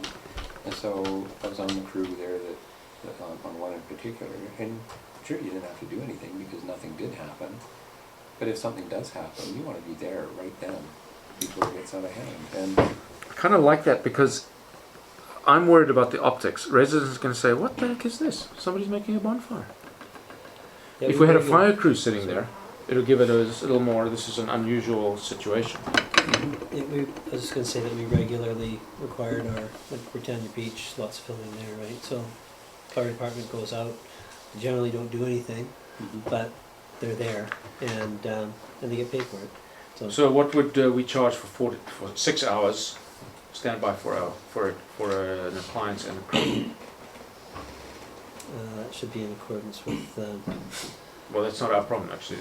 If we made an amendment saying with Lions Bay Fire crew standing by now, of course Andrew, the chief, would have to agree to that. yeah. But if council's ordering him to do it, because as I say, I'm worried about the politics of the thing. I don't want residents saying, It Okay. would be a good form of due diligence and a good form to say, no, we're not opposed to this. However, there are going to be regulations. It's high fire season. It's in a bad area, and if we may not be wise to say no, you can't do it, but we can say yes, these are the conditions. Well, you can say no, you can't do it as well. No, of I mean, course you they can, can yeah. go to a different Yeah. location Yeah. at Furry Creek or Britannia Sure. or whatever Yeah. the case may be. So Could be too. yeah, you can say no. Yeah. The problem here is that we don't know about availability of fire department to attend.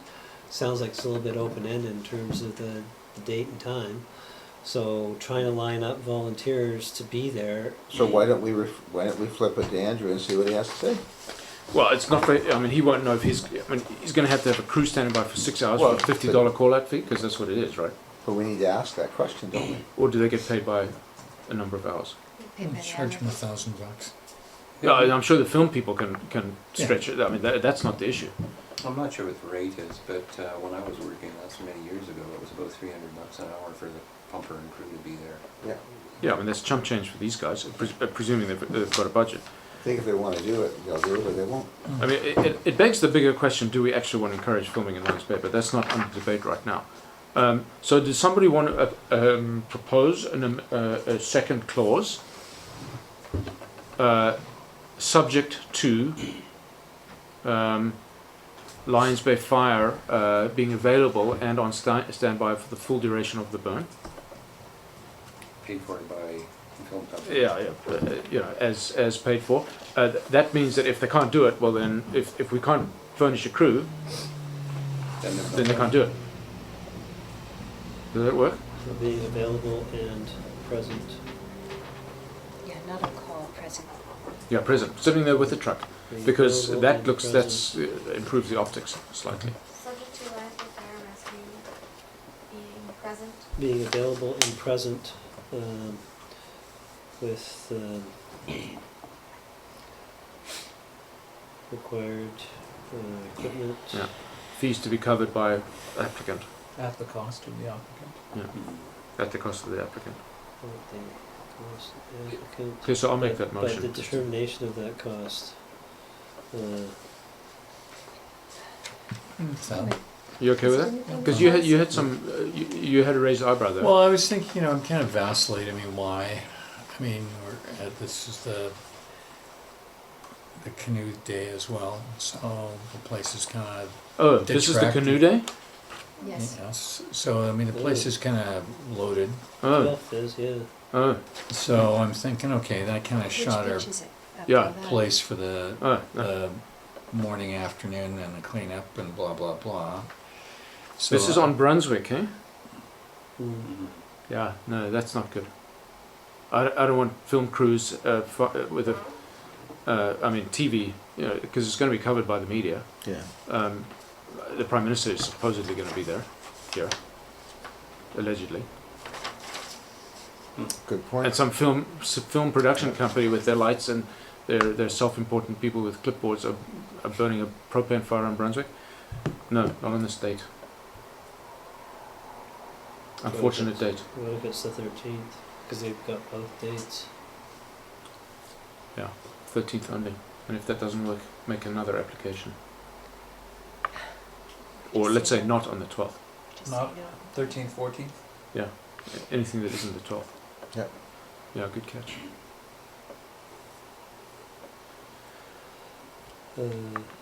So the costs, It might be quoted in the filming policy. I don't bring a copy with us, but we might have. For the fire, yeah, for maybe. presence of fire. Right, Mhm. because it wouldn't have to be in our fees bylaw.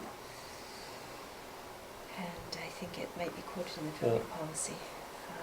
Well, We we used can, to go by the provincial, as a fee guideline. As to what they'll pay. Yeah, they used to be in the fire bylaws, but that's been extracted from it, so I Oh, yeah. don't know where they are now.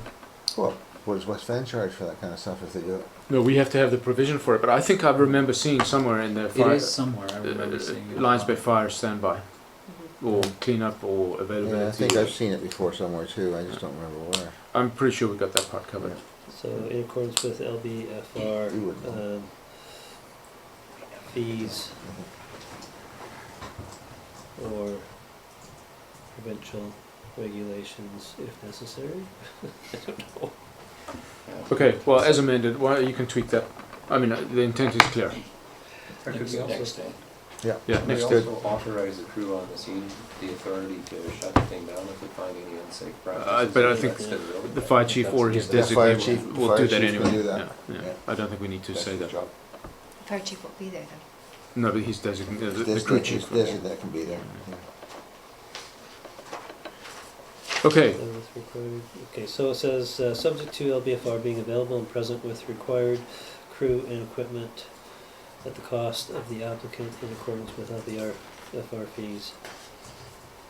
on July 13th only. July 13, only. 13th or 14th? Or, yeah, I mean, it's Not really on the just not 12th. 12th, Yeah. No. except the 12th. Because if they want to reschedule for another day, that's also fine. So find out first of all if they're available, and if they're not, then yes, it's just no. Yeah. Well, that's, yeah, that, but that wording takes care of that. Can you Okay. just read it one more time, slowly? Well, we'll have to just tweak the except not the 12th part. Yeah, well, it's Lions Bay Council, as tweaked. I make the motion. Can we have a second on that one? This is on the amendment. So all in favour of the amended motion? Thanks. And then what happens to the main motion? So it's, this is an amendment, so, the main motion as amended, because this is an amendment to the Okay, main so we'll motion. take that as the main motion as amended. So all in favour, opposed, that carries. Okay, good. Got enough there, Peter? Yeah. The next one's yours as well. Beach Committee, it says here. LBDP committee, oh, I'm gonna That's actually ask, Councillor McCollum. Yeah, Ron, you asked for that. We Is put it that- under Peter. Is that progressing? Yeah, we're working with West Van to use their terms of reference from the Horseshoe Bay Park Planning Committee. Once those terms of references have been finalized, we'll bring forward a recommendation. Okay, thank you. Thank you. Okay, good. So we'll move on to Mayor's report. My thunder was stole to a certain extent, so you will have seen that one of the provisions of the Modi concessions was to clean up the derelict vehicles and chattels at Southview.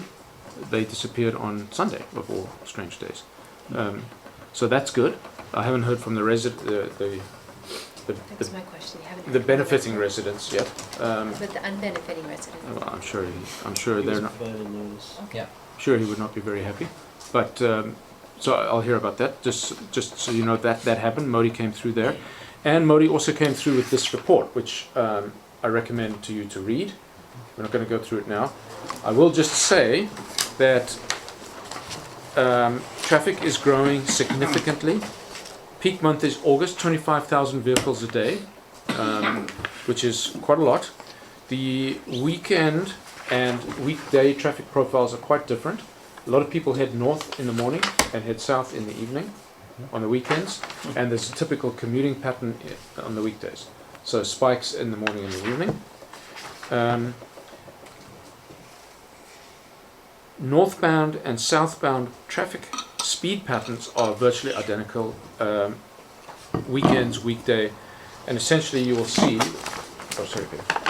that this these graphs are all more or less the same, and it shows that the 85th percentile speed, that means the speed at which 15% of people are traveling faster than that, is consistently 30 to 35 kilometers an hour faster than the speed limit. Even the 15th percentile speed is faster than the speed limit, meaning everybody's speeding. When I'm home. I'm one of the few that don't. Because I know, so I have actually asked for, can they exclude Lions Bay as in and out, but they can't do that just yet. And he said that's enough, Carl. This was an expensive report. 30, it's interesting because 30% is classed as dangerous driving. Oh, exactly. So Interesting. everybody speeds. Everybody dangerously So driving. what that means, seeing as we don't have mishaps in the 60 kilometer an hour zone, except where we've got a different situation, that means that the 60 can be safely dropped for 70. Because everybody's doing more than that. Well, except that we have had Yeah. issues. Now they're going to hit the wall. And So bounce go around across- amongst Yeah, themselves. yeah. Still an accident, but less of that. So anyway, I said to him, look, this tells us this is significant, and he's not disputing. Now, I'll also just point out to you, you remember that council endorsed the average speed over distance proposition, which was rejected roundly by the previous government. I'll also just point out to you that one of the things that the NDP government is quite well known for is advocating for speed radar. If they don't go for ASOD, I don't know what will. It's now unfortunately a competition between us and Capital Regional District, because I just happened to see a news report and then talk to the guy who's a councillor from Saanich. He's unfortunately closer to the ministry than we are, so they're going to get it on the Coquihalla and the Malhalla before we are, Well, I guess. yeah, I drive that highway quite frequently now, back and forth, up and down, and I tell you, if you think this highway's dangerous, Yeah. you should drive from North Nanaimo down to Victoria and see how dangerous it is, because oh my God, people are really speeding. Yeah. Well, Yeah, well, it's they've- always been bad. They've got 120 kilo an hour Really speed bad. limit. Yeah. So anyway, it's coming. So that's those are the three Modi things that are ongoing. So we'll move on. This is a great Council report. had one report on pulling together. Ron? Actually, Shauna had circulated the stuff from Mr. Gillette about that. And I'm thinking, Carl, if you're going to be writing this Friday, you might alert the residents, then I will prep you with some stuff. Thank you. Please tomorrow. do. Yeah, thanks. We do have a piece from them that we were gonna put in this week, just. Thank you very much. Oh, okay. Well, maybe I can see that so that I don't say the same thing again. So I'll just, in that case, I can just do a very quick blip. And so I'm, and just actually some of those doesn't get into correspondence, I got a couple of emails from residents asking me about it, so I will reply individually. And then this will come out in the village update. Thank you. And this is the last village update before it happens. Yeah. Yeah. Oh no, there's one more actually. Next Friday, because it's next Saturday, not this coming Saturday. But the last one that I'm going to write. Okay. No, Yes. just to recap, Together. you'll be writing Oh, this it's the- Friday. it's the 4th of July and already. you- Yeah. You'll be writing this Friday and we'll just leave it at that. Yeah, okay. That's what I meant. Then it'll be over. Then it'll be over. Okay. I can keep a calendar open in my head. Okay, so there's no committee reports and no emergency services reports, so we'll move on to resolutions. The first one being a resolution for summer pilot program for food trucks. Now, we did the draft agreement. Peter, what page is this on? Page 3 of, oh, sorry. No, there's no report, it's just the resolution. Oh, the resolution is Yeah, as is, no it's report. As is, yeah. Okay, so I don't propose to read that, or should I? No. I No. think you need to. No. So, can I have a motion for the resolution as outlined in the agenda? Thank you. And a second, got it. My only question there, if we're in discussion phase, is open to midnight. The beach park closes at 10. 10. Who asked for midnight? So they're talking about doing some film Yeah. stuff, so I wasn't sure exactly how late that would go. I just came up with midnight as I think that's what we did for Canada Day, you said midnight. Yeah, and the firefighters' day we go, yeah, Midnight. okay. So midnight is sort of the Until after precedent. Yeah. cleanup and everything, like Yeah. a complete. Yeah, okay. It's not just the operation, it's the cleanup and Yeah. stuff like Yeah. that as well. Okay, so we're all right with that? Okay, so ready for the question? All in Sure. favor? Opposed? That carries.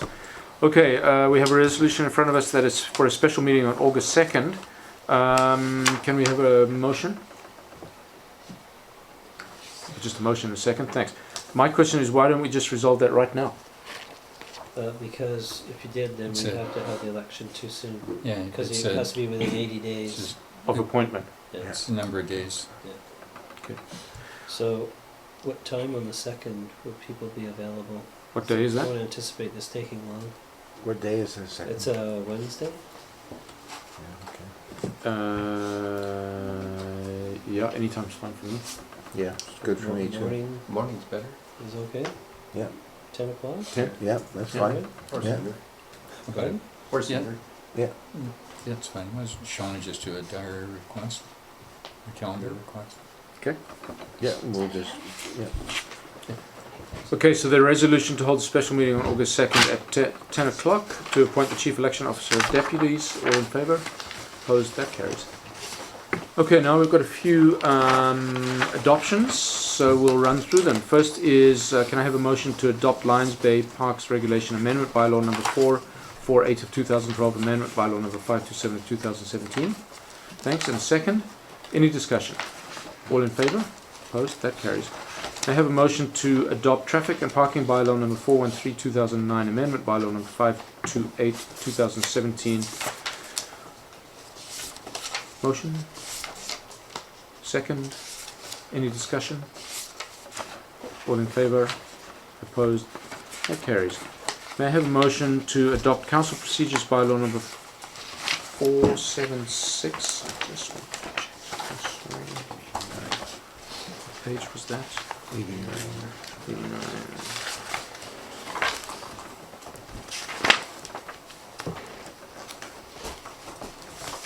Okay.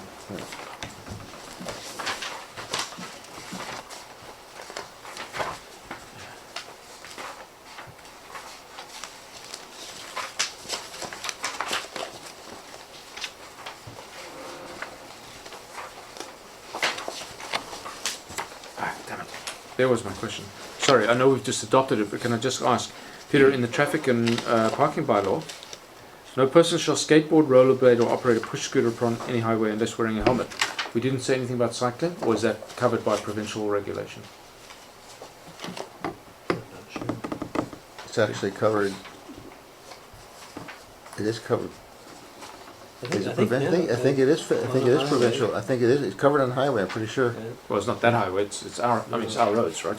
But Well, no, I it's- think- But I think cycling you're required. Actually, I'm not sure if it comes under the. It can't come under the Motor Vehicle Act, but it comes under something along the lines of the Motor Vehicle I Act. think there's an age limit. You have to be Yeah, 12. because I remember when it was brought in, it was pretty controversial at the Provincial? time. Okay, Because Yeah, then, like in Whistler, we debated over Yeah. whether the Valley Trail was That's a right. highway, yeah, whether it applied. that's right. Okay, so that's covered.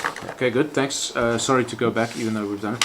So can I have a motion to adopt Council Procedures Bylaw number 476 2015, Amendment Bylaw number 529 of 2017? And a second? Any discussion? All in favour? Opposed? That carries.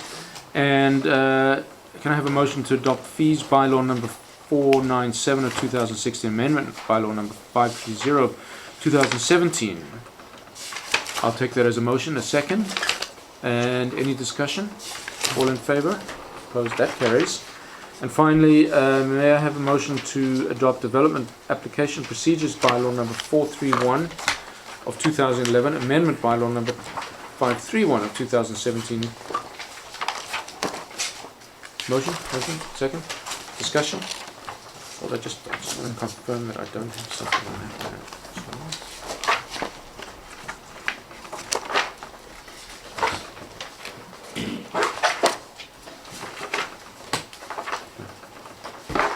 Everybody ready for the question? Yeah? All in favour? Opposed? That carries. Correspondence. Ron, if you wouldn't mind. Thank you. I'll be quick. G1 best practices to address human trafficking. This is copied to the universe, no response. G2, wood fiber LNG, letter from Pam GJ. This is informative, no asks, no response. Walk for reconciliation, it's a personal request, and a guide to the link if you choose to participate. No response. To the resident correspondence, R1, this is from Lisa Turpin. I see that staff, and in particular the Public Works, is on the, what I'm going to term the sinkhole situation.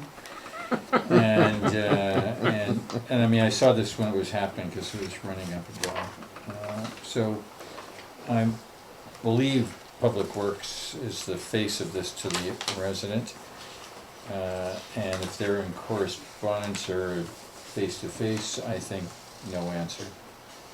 Because That's- duplication. That's a yes, and let's move on. Mr. Noseworthy, That's a big fella. Thank you for your sympathetic attention. and just to, No response? No response. no response. No response to And the actually, correspondence. and just for the record, the writers said that Carl said nothing would be done until 2019. In case there's any misunderstanding, it wasn't Carl That was said completely unseated. Thank you for noticing that, because I wasn't going to I say... was setting you up because I kept asking the questions. I didn't There you say go. that. I specifically remember Nye saying that, which is well within his My rights to birthday's say. October 29th, remember it. Thank you. Thank you for noticing that. That's Mr. pretty- Noseworthy, resident comments on parking, and Carl's already responded. I just included that for council's edification. Thank you very much. Personally, I like the reality tone in your message. Thank you again. Lions Bay Native Plant Garden Association, this is information and appreciation. Can I just ask a question on this one? This redacted thing here, is that an email address? Which one? This here, which I can get from you. Yes, Can I please have that it was definitely some. so that I can actually respond to them? Because Mary wrote to me many moons ago, but without email address or phone number, and I wasn't about to send a letter. So Well, there you go, although So- etiquette would be to, since she's thanking us and we thank her, fill your boots. yeah, I will respond to Mary Miles' letter. Okay, which brings us to Deirdre McNeil. Just a second, Sweater's doing something here. I would refer council to the letter on page 164 of 166. The third paragraph is the residents claim the substantive part is that the bylaw officer was slow, the bylaw officer didn't do their job, the bylaw officer was selective in the ticketing. If I interpreted that correctly. Yeah. Not good, and my ask is that the CAO respond on that one, and with emphasis to cover those pieces that I mean, in theory, we can tell them this will be covered by signage, cleverly designed and carefully worded. Yes, that's so. The Brunswickites are a small community, and if you touch one, you touch all, and Yeah. I think that's not a message we want to unanswer. Although, can I just mention something, and you guys may know about this. Somebody at Canada Day was telling me that there is a designated parking lot at Brunswick, near the interchange, closed by a boom, that was put in the past to accommodate visitors parking there. Do you know? That was the what old. I've heard on MOTI land. That was on the MOTI line. Yeah, that was the old Is it parking. still there? Not sure. We'd have to investigate. Well, anyway, so the question is, It was there. why don't we open that up, and once that's full, it's full, seeing as people are parking all over the interchange anyway. I think that, if I understand correctly, that, It's before the tracks, and but I think it was, it's all bermed up now for the interchange. yeah, I think Bermed So, and 'cause it was. a I think flat it area. changed when they did the realignment of Okay, the well, that's what I asked. It's still there, so- of the highway. So it doesn't exist anymore. I don't think there's I don't think any I don't area know. there. I've heard of it. All I right. don't know for sure. We'll check. How about if we leave that was a... It might be where the Shauna, can you It- somehow it'll record that change as a follow-up advice for, that turns out? It was about half a However it block turns below the out. highway. I think that'll be matters arising from the next minute. Yep, thank you. Last one, Tanya and Roger. And this is a limited part of the email thread that's exhibited. Thank you for that.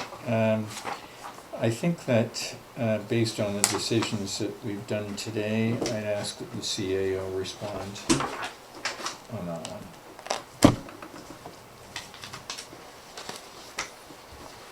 Yeah, I mean, just to point it out to council, the flat non-refundable fee for applying for a subdivision is 500. I think our fees are more or less the same. Squamish will charge from 9,000 to 13,000 per lot. We're talking about $265,000, $275,000, quite different. Again, I don't know if we're talking apples to apples, but that gives us something, Let's leave it with the CAO. some data point. Well, I mean, we're going to be facing this question though, so that Yeah. there's a data point right there. Alright. Okay, thanks for that. Motion to receive correspondence, and the second, all in favour? Opposed, that carries. New business. Peter, this is yours. You're asking for a date for the strategic planning session? Yeah, so the dates that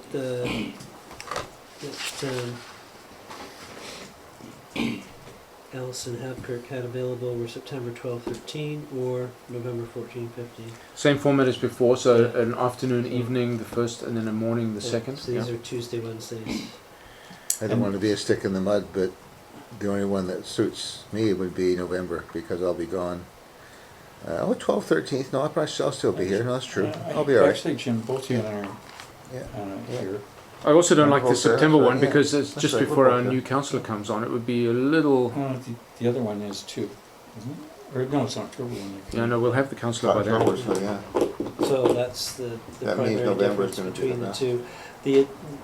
The advantage to doing September would be it's a little earlier, get a jump on priorities, Yeah. budget, Yeah. and all that kind of stuff. Yeah, I mean, this is Okay. only 10 months before the end of the term. Yeah, I'm actually, I checked my calendar, I've got a board meeting on the 12th, so assuming she does kind of like a 9 o'clock or 10 start, or is 12th and 13th, or? Yeah, so it's like, if you remember, we start, I don't know, 4:35 or something Okay. like that, and then Then finish the next morning. go and then come back next Then I'm a morning. yes for the first day, For which? the 12th, 13th, September. September. What about the new councillor, who a month later will come on board and be handed a fait accompli? Maybe 2 months then. I'm actually, given the 10 months, I'm fine with that. Because I think the speed to execution is quite important, and if we all reflect on our early time on, we're not really up to speed at best. Yeah, I mean, what are we actually going to do? We're going to tweak that chart, right? We're not going to do anything vastly different. We're probably going to skinny down to 4 things. I'm going to guess parking is one of them. Yeah, well, that would be nice. Maybe it would be better to wait until November and. We're not going to change anything substantively unless you guys tell me different. Well, it strikes me that if we had a new council member on for the November one, that would be a great education for he or she, whoever got in, and it would help them pick up speed. It's as much, to my mind, an orientation session as a thinking up new strategy. We're not going to think of any new strategy. It also establishes a working relationship. So that's why I would go for the November one. I'm flexible. Peter? Do you have any strong feelings either way? Either way, but Because I know kind that of leaning towards the November, because I think, like you say, September we We're know just what we have back. to do. We're still going full bore on all the stuff we're trying to get done, and gearing up for an election. and we will have just come back Whereas- from a month's hiatus. I Yeah. think November would be better. Okay, November it is. May I have a motion and a second? Any further discussion? All in favour? Opposed, that carries. Public questions or comments? Shauna, can you put that around? Yeah. Thanks. Motion to close under 91A, C, E, F, G, I, J, and K, please. Thanks, and a second. All in favour? Opposed, that carries. Small break? No?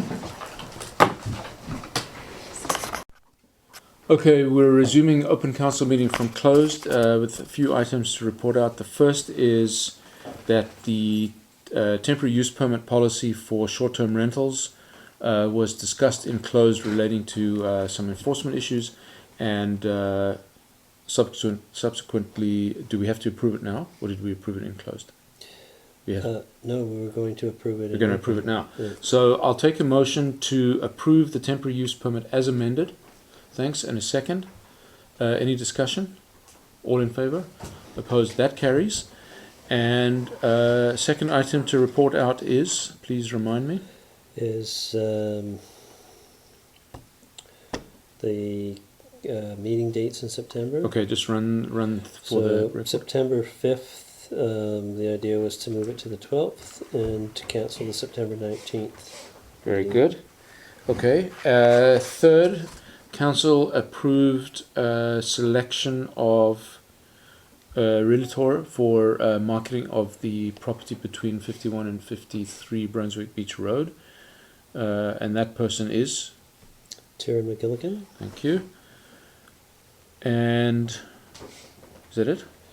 And that is it. Yeah, that's it. Okay, good.